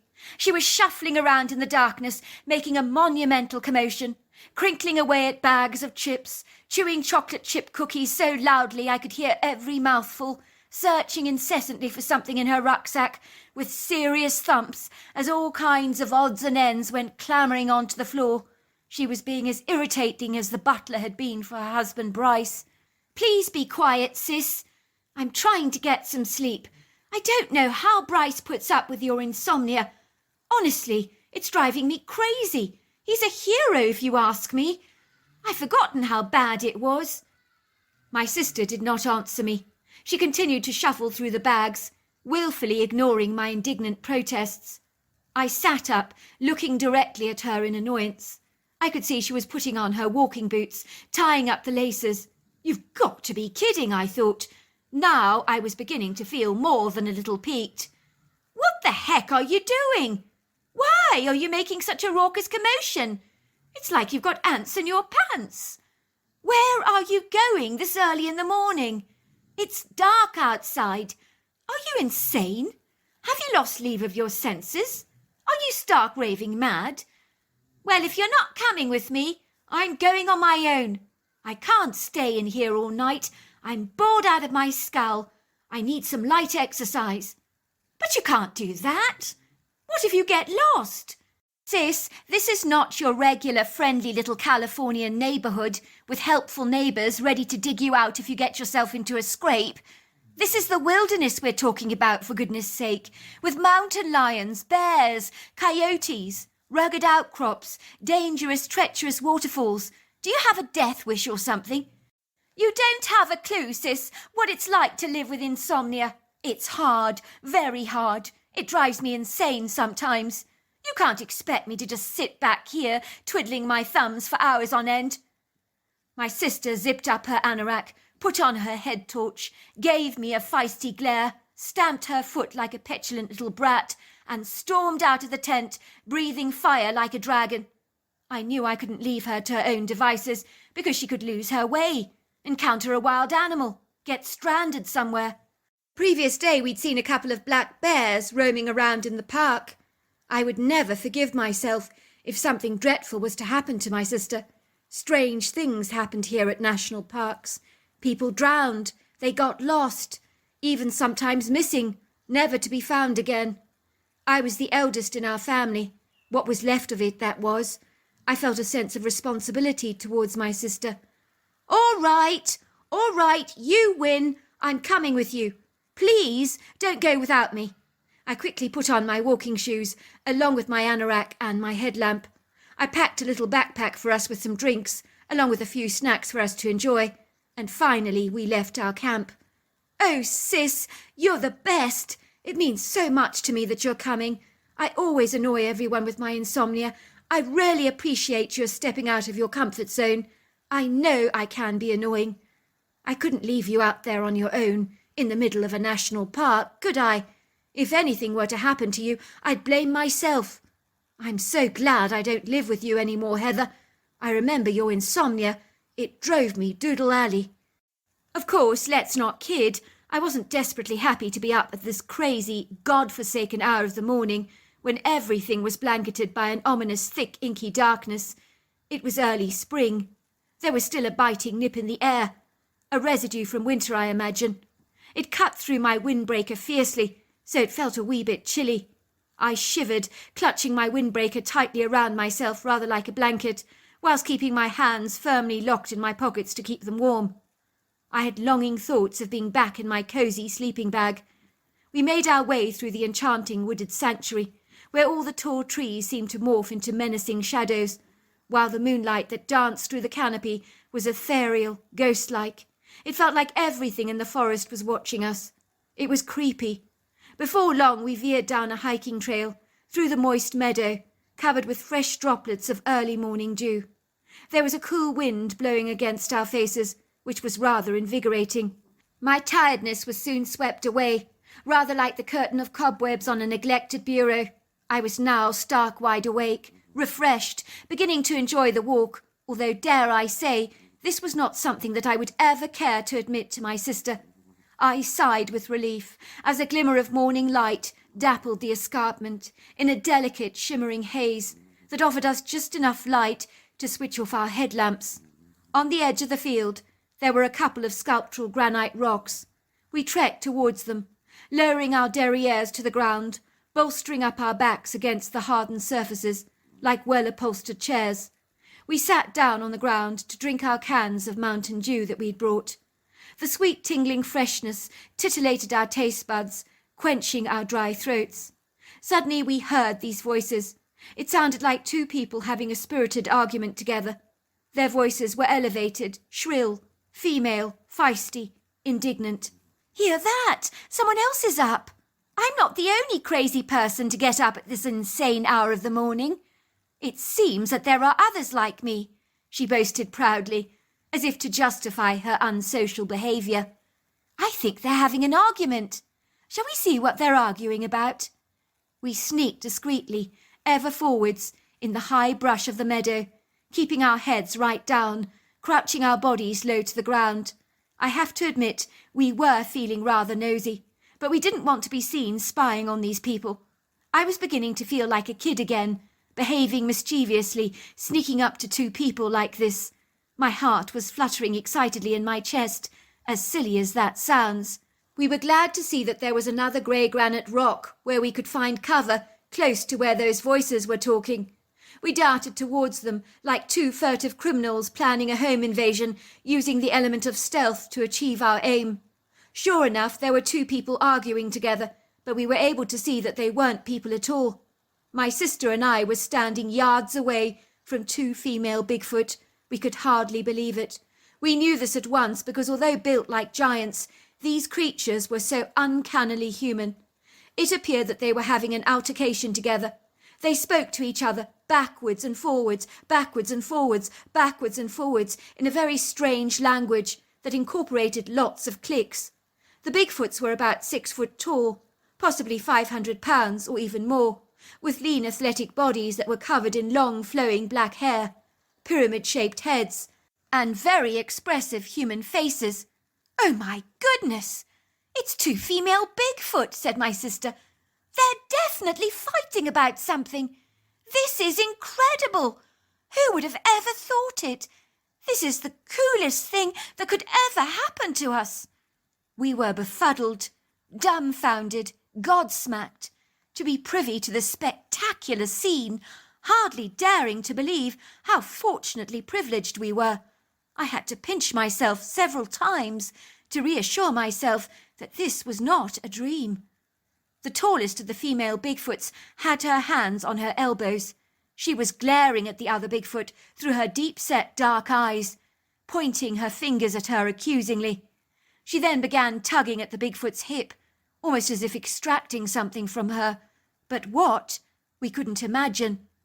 Then we watched the smaller Bigfoot. Her expression became downcast, subdued, almost resigned to the inevitable, as if she had to give up what she clearly didn't want to give up.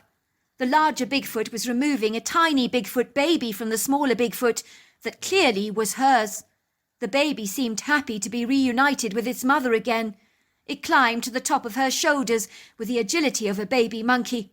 It began to suck its fingers, watching his mother argue with the smaller Bigfoot with a curious interest, while trying to impersonate some of his mother's oscillating hand gestures, which was too cute to watch. The two females continued to argue for a while. Then the smaller Bigfoot began to cup both of her hands on her eyes, then on her head, and she did this a couple more times.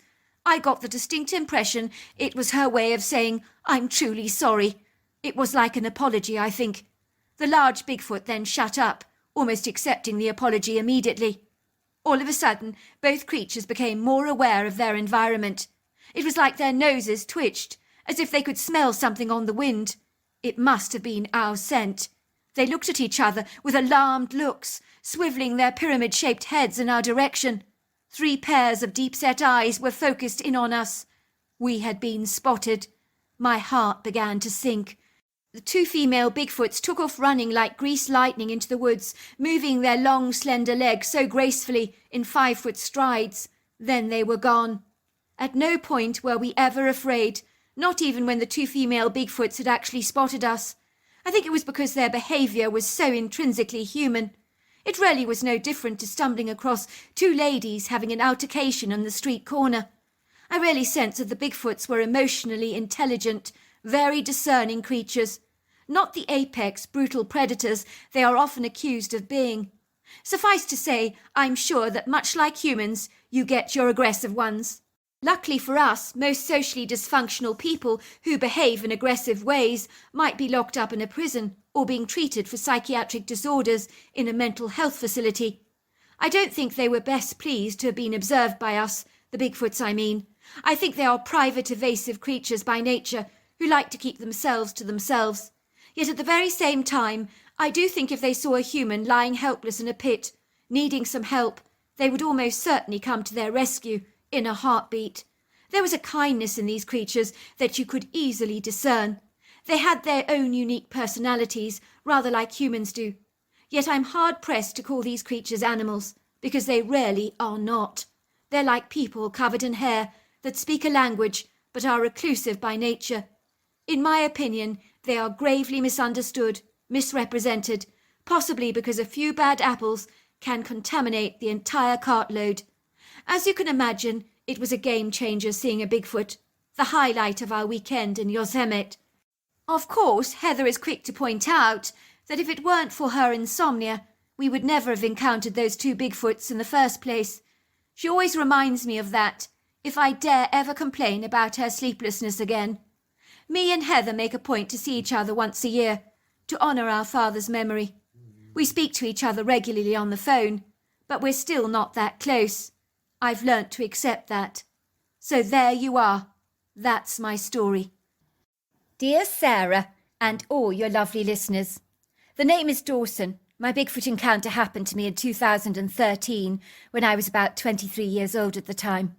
I grew up and was raised in Solana Beach in San Diego, California, which I believe has been ranked as the 7th best place to live in the United States, so I certainly consider myself very privileged to have grown up and to reside in such an idyllic part of the world, with vast stretches of exquisite white sandy beaches that go on for an eternity, tall statuesque palm trees with their perfectly straight trunks embellished by resplendent emerald green feathery heads, the beautiful stretches of aquamarine blue ocean with fabulous, fabulous surf that thunders and crashes against the rocks with white foaming spray fizzing across the golden ground, the undulating waves rolling backwards and forwards again and again. I was very lucky that our family lived in one of those contemporary-style beach homes, perched on the highest elevation of a rugged cliff face, with seamless floor-to-ceiling windows that overlooked those spectacular panoramic sea views, something that you can never ever tire of. Growing up, we spent so much time on the beach, surfing, playing ball, sunbathing, and just walking our 2 Scottish terriers, Rags and Wilbur, across the beach. 2 dogs that loved the beach even more than we did. I went to junior and middle school in this part of the world with my brother Carson, and although we've been overseas a few times as a family, I'm ashamed to admit that I had not ventured further afield in North America, so to speak. But I'm glad to tell you that that was about to change for me. My story that I want to share with you and your listeners begins when I was taking my girlfriend Farah to West Virginia for a couple of weeks' holiday. I'm not sure exactly why we chose West Virginia, but we did. We hired a white Jeep, visiting many exciting spots, choosing to stay at some interesting, charming, sublime locations on our trip. We visited places like the Blackwater Falls State Park. We even went whitewater rafting, which was very exhilarating, if not a terrifying experience for the both of us. One day as we were on our Virginian adventure, we were desirous to book a picturesque fairy tale cabin in the woods, as we both fancied staying in a romantic retreat for a couple of nights, enjoying the benefits of a crackling, cosy indoor log fire, surrounded by the idyllic woodland scenery of statuesque tall trees, undulating green valleys, not to mention a stunning silvery stream that really clinched the deal as far as I was concerned, as it was also a perfect spot for a touch of fishing, so I thought at the time. My girlfriend was so excited about the breathtaking picturesque views she had seen on the gleaming brochure, depicting these adorable, magical-looking wooden cabins that were on offer, nestled in the very heart of the woods. They were so postcard perfect that they seemed impossible to resist. I could tell by the excited expression on Farah's cute little pixie face that staying in such a magical, whimsical setting was a big deal for her. So refusing her this fabulous opportunity was not an option for me, as I wanted to please my girlfriend. "Oh, please," she begged me, "let's stay in one of those gorgeous cabins. Oh, it'll be so romantic. Go on, please, let's do it. It'll be brilliant. I couldn't think of anything I'd rather do. Imagine it, cosy fires in the hearth, warm cups of hot cocoa, trips to the woods. We'd never do anything like that here in California." "I'll see what I can do," I assured her. The middle-aged lady I called on my cell phone asked me if I was sure I wanted to book the cabin. She made such a ridiculous song and dance about it, almost as if booking a cabin was a huge deal. It was a couple of days, for goodness sake, not a lifetime's worth of timeshares in Hawaii. "I've only one cabin left. The others are all booked up," she told me. "That's fine," I said. "I'll take it." "Well, you do realise that this particular cabin is haunted. I need to warn you about that. I tend to just let it out to paranormal researchers, ghost hunters who are interested in that kind of thing, I'm afraid. I'm not sure it would be appropriate for you, as a romantic retreat, that is." "Look," I said, "I really don't believe in that kind of stuff anyway, so I'm very happy to take it." "If you're sure," said the lady, "I really don't want you to regret your decision." "I won't," I assured her. "It's booked," I told Farah. She looked thrilled. "Oh, I'm over the moon," she said, jumping up and down for joy like an excitable puppy dog. I decided not to mention anything about the haunting business that the lady had warned me about. In truth, I didn't believe in ghosts or things that go bump in the night anyway. As far as I was concerned, it was a fabulous deal. The kindly woman had given me 10% discount off the price, which I thought was a little strange, but I wasn't about to complain. I didn't want to look a gift horse in the mouth, if you know what I mean. My GPS lost its signal, trying to locate the cabin, which meant that for a long while Farah and I were driving around in chaotic circles, getting hopelessly lost. It was an exceedingly remote area, surrounded by rocky outcrops, mountainous valleys, and pretty pastoral fields where horses were grazing, galloping, and frolicking. Soon we found ourselves driving down a very bumpy, precipitous dirt road, where the pebbles were beating and thrashing violently against the undercarriage of the jeep. It wobbled precariously, bouncing all over the place. Finally we took a right turning at the swift fork in the road, where we reached a cattle gate with a sign that read, "Red Fox, cabin number 20. "That will be our cabin," I said, beaming at Farah. "I think we've found the place." The turning in the road swept downwards towards a large clearing in the valley, filled with clusters of towering statuesque red maple trees. Then nestled in the heart of this wooded sanctuary was quite literally the prettiest whimsical fairy tale Hansel and Gretel cabin that I've ever seen, with sensational views that overlooked a meandering stream, with a strong, powerful current, where the water crashed thunderously against the sculptural rocky outcrops. It was magnificent. Our jeep drew up to the parking bay of the cabin. We successfully frightened off 6 white-tailed deer that had been resting close to the water's edge. "Oh, it's so beautiful! It's like stepping into a real-life fairy tale. It's so enchanting." The 2-story chalet-style cabin was so rustic and beautiful. It quite literally took my breath away. It was built from the finest wood, was exceedingly spacious, with floor-to-ceiling glass sliding windows opening into a sprawling entertainment area. There were grand stone fireplaces in every room for those cosy, crackling winter fires on icy cold evenings. The swanky, colourful furnishings were cushy, snug, yet at the same time classy and stylish, designed for luxury with comfort in mind. No expense was spared. There was a sweeping ornate staircase leading up to the upper floor with a wonderful wraparound balcony. The balcony possessed wooden balustrades overlooking beautiful views over the stream. There were 4 bedrooms to choose from. We chose one on the top floor, as the fabulous 4-poster wooden bed won over our hearts. It was resplendently arrayed with colourful cushions, along with sumptuous cotton bedding. Before long, Farah and I had unpacked all our food supplies, stashing them away in the cute little kitchen that maximised its efficiency by its cutting-edge technology and design. It was fitted with propane gas cookers, along with a gas refrigerator. We lit a large crackling fire in the wonderful stone fireplace, as it was getting exceedingly chilly outside, as the night finally rolled in.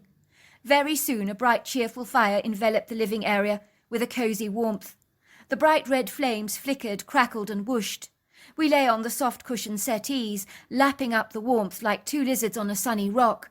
Soon we were fast asleep. All of a sudden I awoke with a start, to the sound of mischievous children chuckling and giggling. I could hear the sound of their feet racing up and down the staircase of the cabin. Now, I want to stress that I'm exceedingly cynical about the paranormal, but these children's animated voices were coming from inside the cabin. Of this there was no doubt in my mind. I could physically feel their rambunctious, playful energy flying directly past me as they seemed to dash across the room as if playing hide-and-seek. I looked around the living area. I could see nothing and no one there, but I could feel the presence of those kids in a profound way. Farah appeared to be blindly oblivious as to what was going on. Her face was serene, peaceful. She lay across the couch in a fetal position, snoring rather delicately. I suddenly noticed her long blonde hair was being lifted in the air by an unseen pair of hands. The hair was being braided. I was absolutely dumbfounded. It was the oddest, most peculiar thing that I have ever observed in my entire life. I'm sure my eyes were like saucers. My chin was dropping to the ground, hardly daring to believe what I was perceiving. Now I was certain I must be dreaming. I rubbed my eyes with disbelief. Was this really happening to me? For the very first time in my life, I found the cynical, sceptical, doubtful side of my character was truly being challenged. I was being forced to re-examine everything I thought I knew. "Oh, that's so nice," came Farah's semi-conscious, sleepy voice. "I do love it when you play with my hair." She clearly believed I was playing with her long mane of blonde locks, but nothing could be further from the truth. The chuckling continued for a while. Then the cheerful, buoyant, spirited children's voices turned into frightened, panicky whispers. I'm almost certain I picked up an alarmed little boy's voice whispering, "It's Mr. Pepper! Quickly! Hide! He's coming! He's coming! It's Mr. Pepper!" Those two kids were terrified out of their wits. In a trice the atmosphere changed from light to dark, almost as quickly as a second hand on a clock. The air became thick, clammy, oppressive. The light, happy, mellow feeling in the room shifted, melted, faded away like a subtle smell on the wind. I sensed a very heavy, inauspicious, pretentious presence clattering down the staircase in a clumsy, hefty way, as if the presence was of a rotund man wearing steel-toed leather boots. I could hear the thump, thump, thump, thump. My hair stood on end as electric spasms of terror snaked down my spine in waves. The strangest, most peculiar thing happened. An icy coldness swept across the entire living area like a blustering Arctic wind with sub-zero temperatures. I could even see the misty vapour of my own breath before my face. My poor body began to shiver, shake, tremble with cold. My fingers almost became numb. The fire's warmth had been sucked away as if red coals had now turned to ice. The baleful footsteps kept moving slowly, deliberately, intentionally down that staircase until finally they reached the bottom. That was when I felt a sizable, menacious presence that was so formidable it took up the entire room like an 800-pound man taking over your seat on an international flight. It felt like that there was no room left for me to breathe. I could smell the stench of rum enveloping the air as if I was around a drunken sailor. The noisy boots clompered around the living area, occasionally stopping, as if the presence was looking for something or someone. I was certain that the spectral figure of Mr. Pepper was trying to find those poor children. Whoever he was, he appeared drunken, disorderly, aggressive, and mad as a hatter. The invisible entity's movements were cloddish. No wonder those kids were afraid of him. His energy was evil to its very core. I sat there, frozen to the spot, barely able to move a muscle. I was paralysed by fear. This doomful, evil, inebriated presence was unlike anything I've ever experienced before. You knew it was there, but you couldn't physically see it. I wanted to scream, cry out, yell even, but my dry, scratchy throat was so parched, nothing came out of my mouth. I seemed locked in an immobilised, paralysed state, rather like an ice statue at a banquet.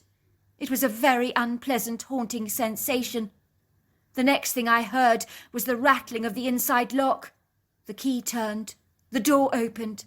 The large, intrusive presence paced out of the cabin, thundering off like a man in a huge huff. with the icy draughts of cold wind leaving with him, along with the suffocating, cloying heaviness that had moments before blanketed the room in a claustrophobic oppressiveness. In a trice the room felt light and airy again. The fire again crackled away merrily in the hearth. It was as if nothing had transpired. Even my fingers began to tingle with warmth. Farah woke up with a start. The noise of the front door slamming behind itself aroused her from her sleep. "Could you not have tried to open the door a bit more quietly? Why did you have to wake me up?" she moaned. "I was having such a magnificent dream. I was playing with these two kids from the 1800s. It felt so provocatively real, almost as if I'd travelled back in time." I was not taking any notice of Farah's strange comments. I was otherwise engaged in the emotional roller coaster of what had just transpired. It challenged everything I thought I already knew. It shifted my paradigm of the world in an instant. "It's so cold in here," Farah complained. "Why did you have to open that front door? Goodness only knows. I'm going up to bed," she declared. "I want to continue my lovely dream, so whatever you do, please don't wake me up, I beg you." For the best part of the night I was restlessly apprehensive, struggling with bouts of sleeplessness, relieved by the pretty bird song of the dawn chorus in the early morning. I was awoken to Farah waking me up excitedly. "I had such an amazing dream last night. It was so exciting. It felt so real. I was a little girl in the 1800s playing with my two friends. One was a little girl called Sarah. The other was a boy called William. We were having so much fun together, until the blooded Mr. Pepper, the angry, irate, drunken uncle, found us. He was beating our backs with his hands, as he could not find his whip. He was a horrible, horrible, nasty man, with a dreadful temper. His breath smelt of stale rum. When Farah referred to Mr. Pepper in her dream, that got my attention. I was curious, intrigued even. I wondered if the ghostly children in the cabin had somehow managed to communicate to her in her subconscious dream state. I chose not to say anything to her. I didn't want to scare her, but something outer-worldly was definitely going on in this cabin. It was freaking me out, as none of it made any rational sense at all. Imagine my shock when I noticed that as Farah began to get dressed with her back turned away from me against the wardrobe, I noticed she had 2 black bruises in the shape of handprints on her back, almost as if she had indeed been whacked by the rather nasty, vicious Mr. Pepper. This was beyond weird. "It's crazy," laughed Farah. "My back is aching. I think my dream made the pain of being beaten by that horrible man feel so real, almost as if it really happened." I decided not to scare her by making any commentary about the state of her back. As Farah went to the mirror to brush her hair, she applauded me for my great braiding techniques. "I never knew you could braid so professionally. You're a man of many talents." We sat down to eat a hearty breakfast together of bacon and eggs. That was when I decided to tell Farah about all the peculiar abnormalities that had been transpiring in the cabin. But as she tucked into her breakfast hungrily, she proceeded to tell me that I was the best boyfriend in the entire universe. Now that feels very good. That she was so lucky to have been whisked away to such a magical retreat like this. And it was so generous of me to bring her to such a charming little log cabin. I've always dreamed of staying in such a cosy cabin like this. I can't remember a time when I was this happy.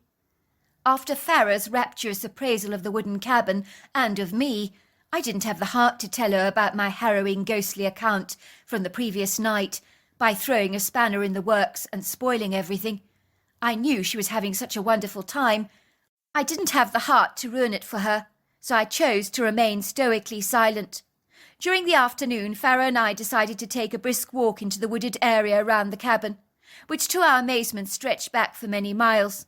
Fortunately, it appeared as if there were many hiking trails for walkers and cyclists, all that were well marked.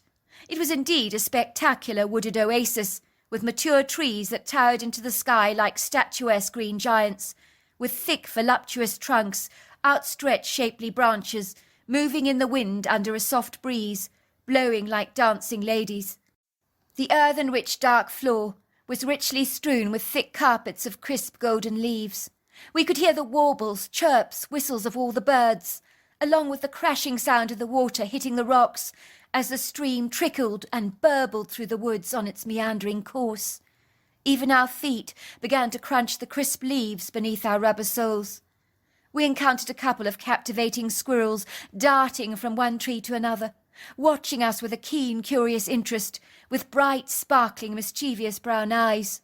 We also ran into a chipmunk or two, and even surprised a mother doe with her pretty dotted fawn. Suddenly, Farah and I stopped dead in our tracks as we smelt the vilest, most disgusting odour. There are no words to describe how repugnant, vile, sour it was. It reminded me of a dead, rotting corpse. It was causing our nose to burn, our eyes to water, and the cutting, bitter taste of bile to rise up in the back of our throats. "What is that ghastly smell?" asked Farah, looking at me with a perturbed expression on her face, wrinkling up her nose in disgust. "Do you think there's a dead animal lying around somewhere here?"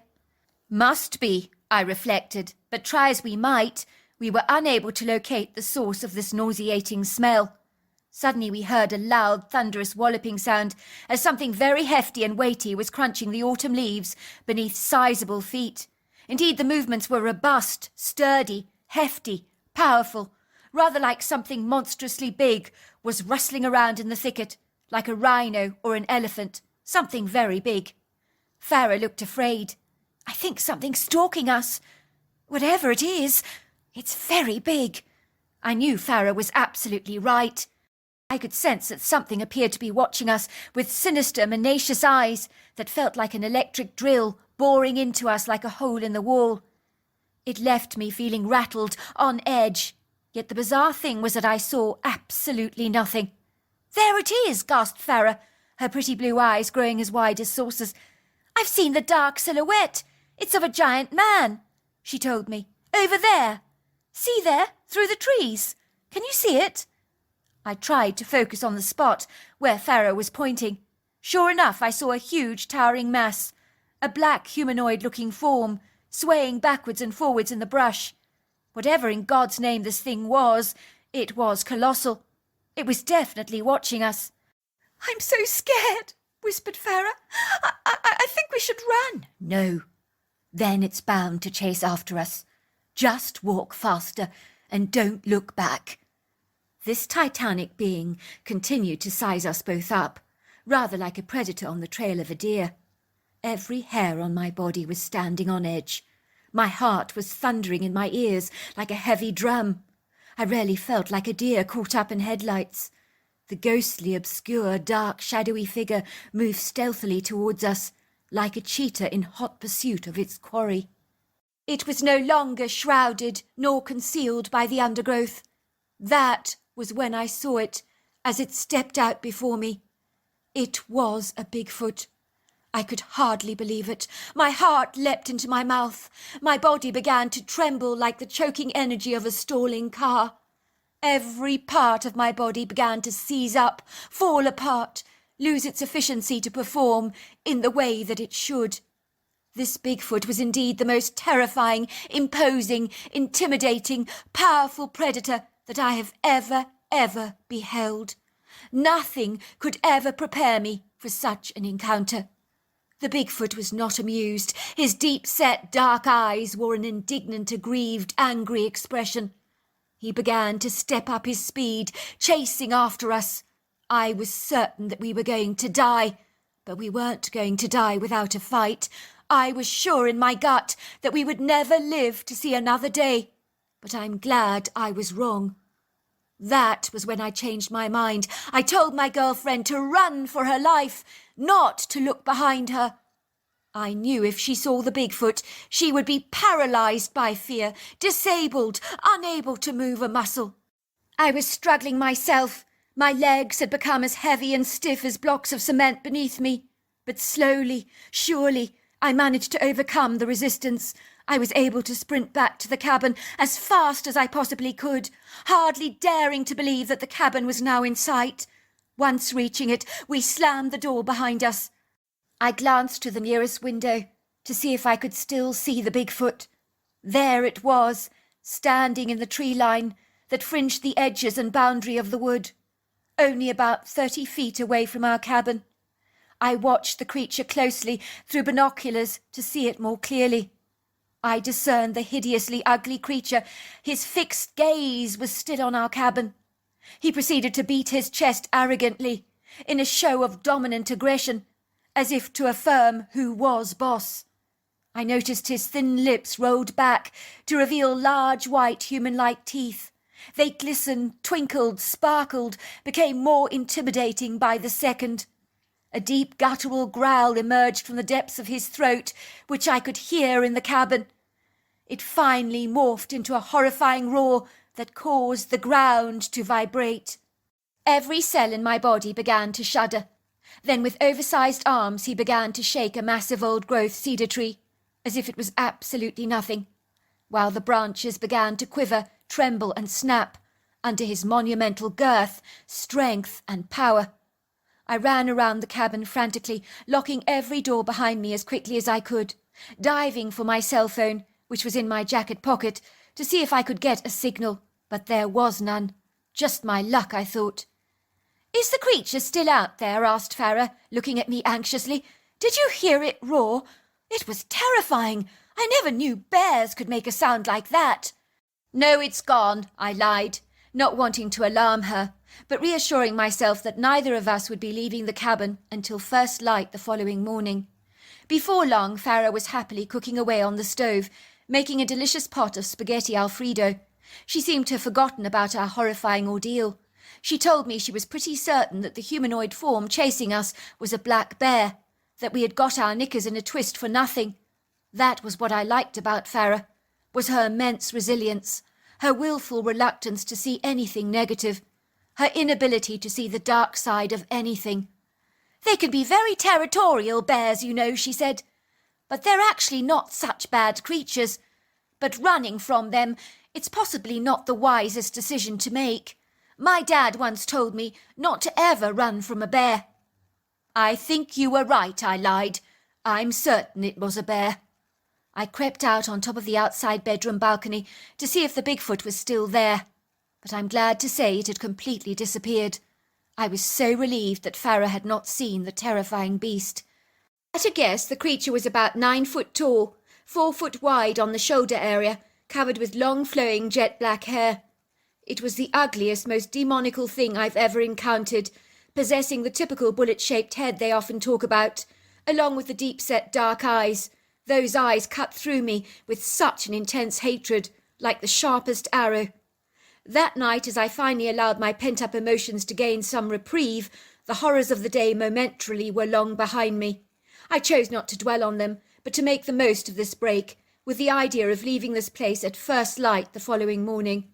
After we'd eaten our spaghetti Alfredo, followed by a large dish of strawberry ice cream, I fell fast asleep on the cosy living room couch, beside the heat of a crackling fire, awoken suddenly to find myself hearing those ghostly children giggling again.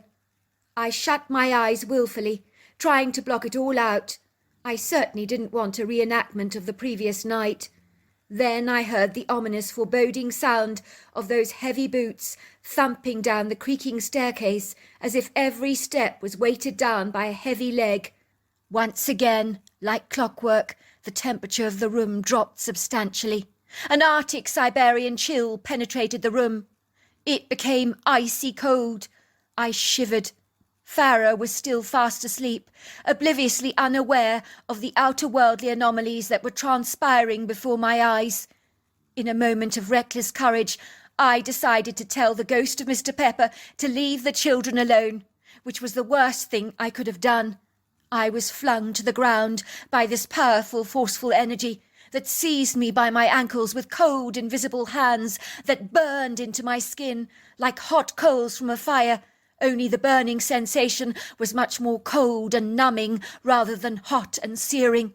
I was being dragged by my ankles across the wooden floorboards, kicking with my arms and legs, oscillating wildly like a spider with 8 legs.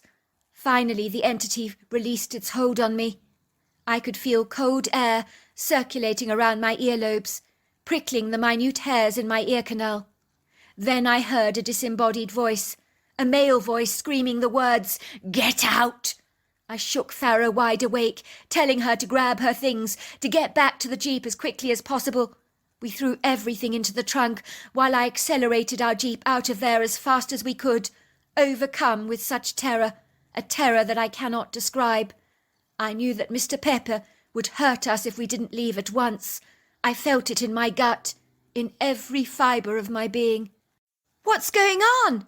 I was having such a lovely dream about those sweet 1800s kids again.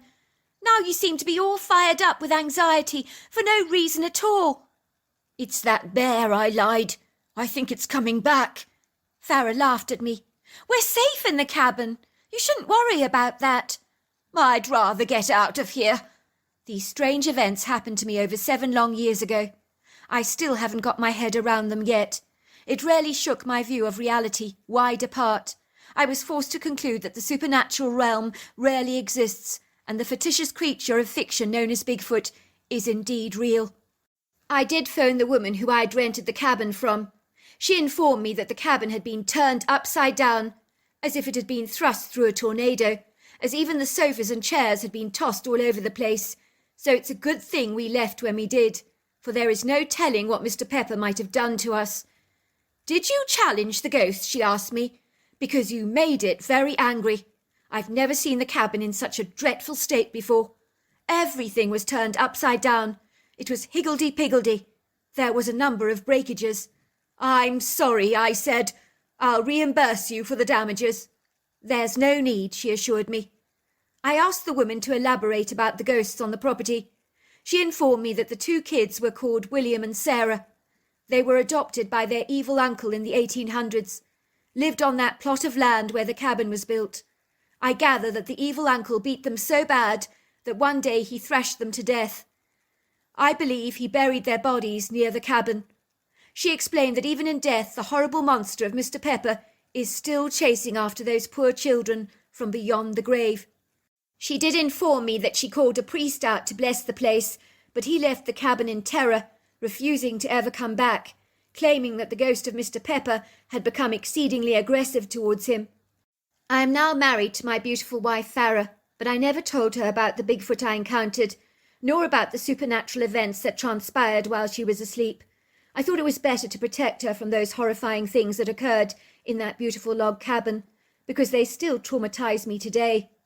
I do, however, believe that those 2 1800s children did connect with her in her dreams in a remarkable, profound, and magnificent way. So there you are. That's my story. Dear Sarah, my name is Tammy, and I'm originally from Colorado, but my Bigfoot encounter happened when I bought an abandoned home for myself in Kentucky, in a heavily wooded area off a long dirt road. It was on about 40 acres of land that had now become a rambling, dense, overgrown thicket. The house was a circa 1840 farmhouse and was in dreadful state of disrepair, and the whole place was falling apart and needed to be thoroughly renovated and restored. The family disappeared from this home in 1987 and had stopped paying their utility bills and taxes, and they never changed their home address either, after that through the US Postal Service. It was all very, very strange, but I dismissed all those revelations and never gave them a second thought, because I was buying this house for next to nothing, and I didn't want any negative thoughts about the previous residents to hijack my desire to buy the place.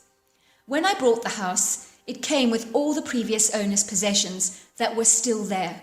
It was almost like they had left in a huge hurry, and even their really good quality cars were still left on the property. The family photographs remained on the walls and showed pictures of a young mother and a father, with one girl who looked about 10 years old in the photographs, and a boy who looked as if he was 12. I packed the cardboard boxes, which I placed all the family's possessions inside. Some that were good enough to be used again, which I gave to a charity, and other stuff that had to be thrown away because it was either too weathered or was so personal to the family and would have not been of interest to anyone else.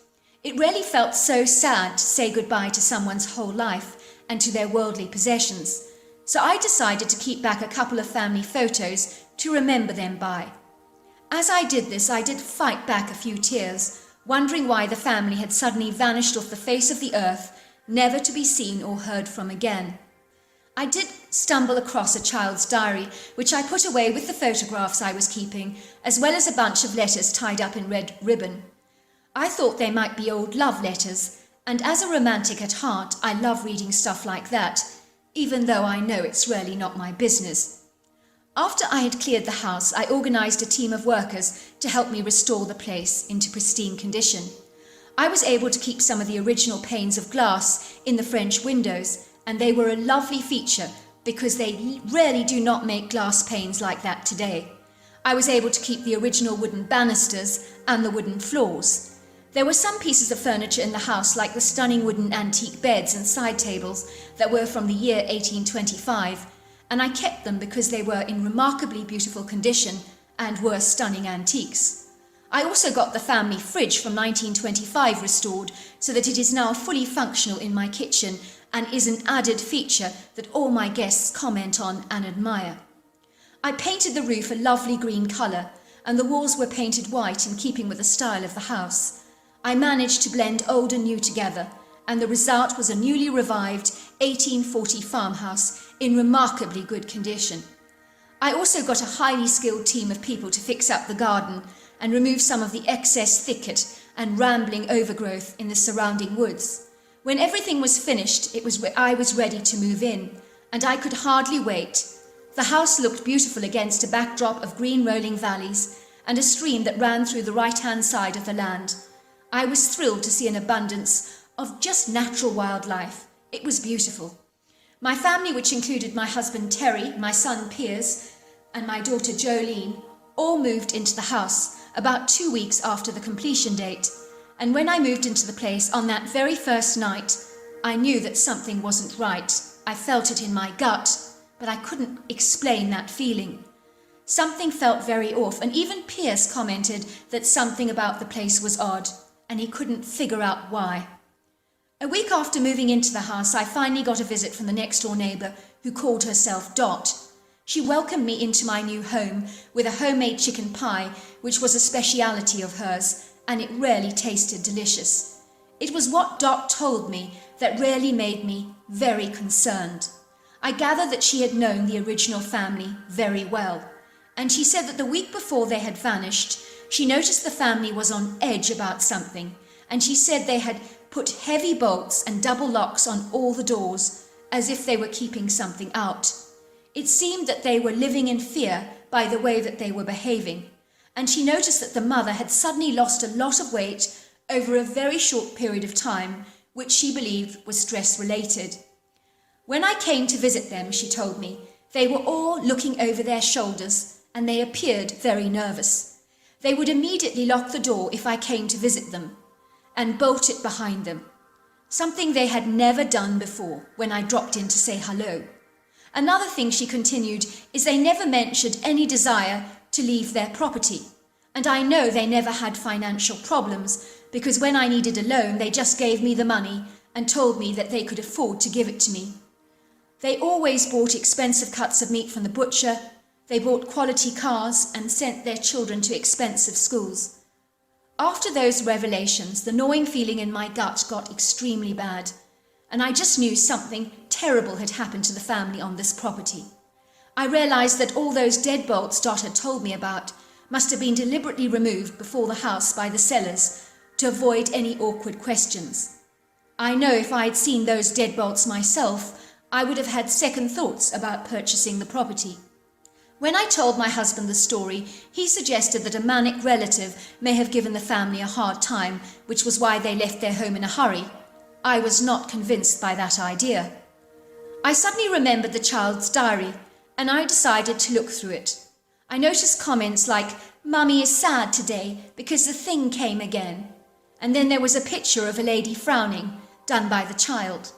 There were also pictures of this hairy-looking creature looking through the window, and a picture of her mother crying, and it looked very odd.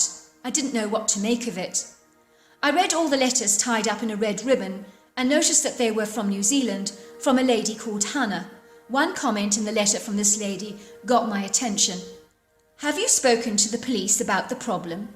You never know, they may be able to help. And even if they do not believe you, in my experience, they need to investigate your claims anyway. If the whole family testifies to what is happening to you, why on earth would they doubt your story? All four of you should be credible witnesses. Fast forward a few weeks, and I had finally settled into my home with my family, and things were going exceedingly well for us. I had put my worries about the previous owners to one side, until one morning we woke up to find all our 10 chickens had vanished, and there was a pile of their feathers everywhere, including all 10 of their snapped heads that were lying all over the ground. I was shocked by these strange happenings, and who had done this, because they had killed and plucked my chickens at the same time, but on my property of all things. I mean, who does that? I really thought that this was the actions of a madman and not an animal. Then the following night my son came rushing into my bedroom, and he was frozen with terror, saying that there was a face at the window looking at him with red eyes and pointing a finger at him, indicating for him to open the window latch. I was horrified by his revelations and didn't know what to think or make of them.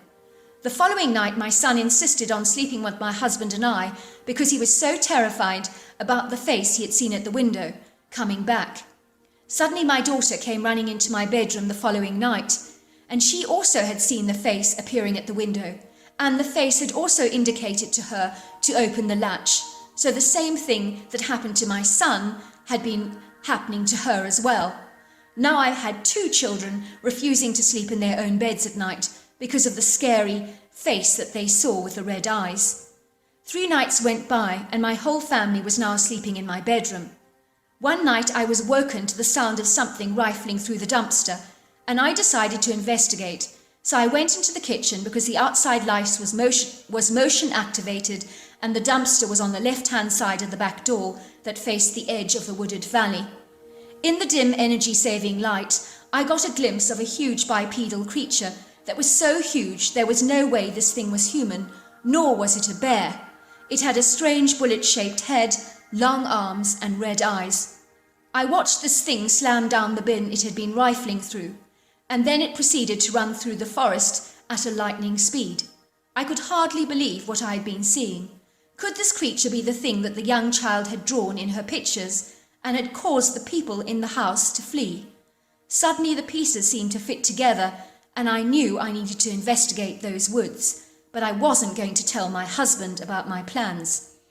The next day, armed with a hunting rifle, I entered the wooded area to see if I could find any signs of this thing, whatever it was.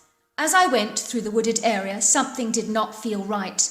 I do not know much about woods, but I do know that the place was eerily quiet when I entered it. I searched the woods and was about to give up as I could see no trace of the creature, and then some shafts of sunlight came through the trees, and they seemed to highlight something white shining in an area of rambling thicket. I walked over to the spot and discovered a large creature's nest that I knew at once belonged to the creature I had seen the previous night. I could see a large yogurt tub that I had thrown out the previous day because it had passed its sell-by date and was full of yogurt, lying in the nest along with other animal bones. I now had evidence that this creature was living in our woods, and as I continued looking through the stuff in the creature's nest, I came across a human skull, and I could hardly believe my eyes. I knew at once that the skull belonged to a family member that had vanished from the property. This dangerous creature, whatever it was, must have killed those people. I immediately raced through the forest as fast as I could, because I knew that if this creature saw me, I would end up as another skull in the nest, and I rarely doubted that my high-caliber rifle would offer me much protection against this beast. If it was that easy, surely the father of the original property would have been able to kill the thing that had been hounding them for so long. To cut a long story short, the police were called, and then an army truck arrived at our home, and there was also a helicopter used in the whole operation. I could hear a massive shootout taking place, and I saw these soldiers carrying this massive body bag, and it took 7 strong men to carry this thing out of the woods and lower it into the back of the army truck. I knew they had killed the creature. I also saw that they had recovered all the bones that the creature had in its nest, and I'm sure some of them must have been the human bones of that family. A day or so later, I received an official visit from a man in a black suit, who was some kind of government official, and he told me to keep my mouth quiet about what I had seen.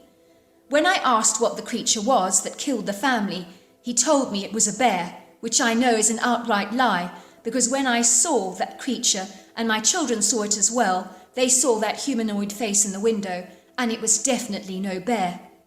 Anyway, after all this stuff transpired, our home became a dreamy place to live in again, and suddenly our wooded area has attracted even more abundant wildlife, which has been especially wonderful for my children to enjoy. It took several years before I knew that the monster that tormented us was indeed a Sasquatch or a Bigfoot. Sometimes I used to think of this poor family and the last night of their lives.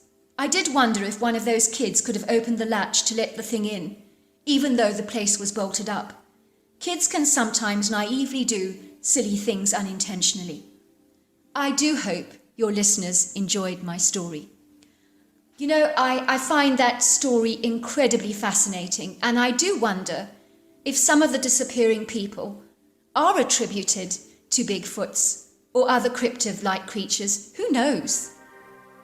Well, hello there. I hope you enjoyed the Omnibus edition. We've got many more coming our way for you to listen to. Sending you love wherever you are in the world, in North America, Canada, Kenya, wherever you may be. I send you lots and lots of love. Thank you for listening to my Omnibus, and I really do hope you enjoyed it, because that's the whole idea about it, is to give you some interesting stories to listen to. So until next time, goodbye and good night.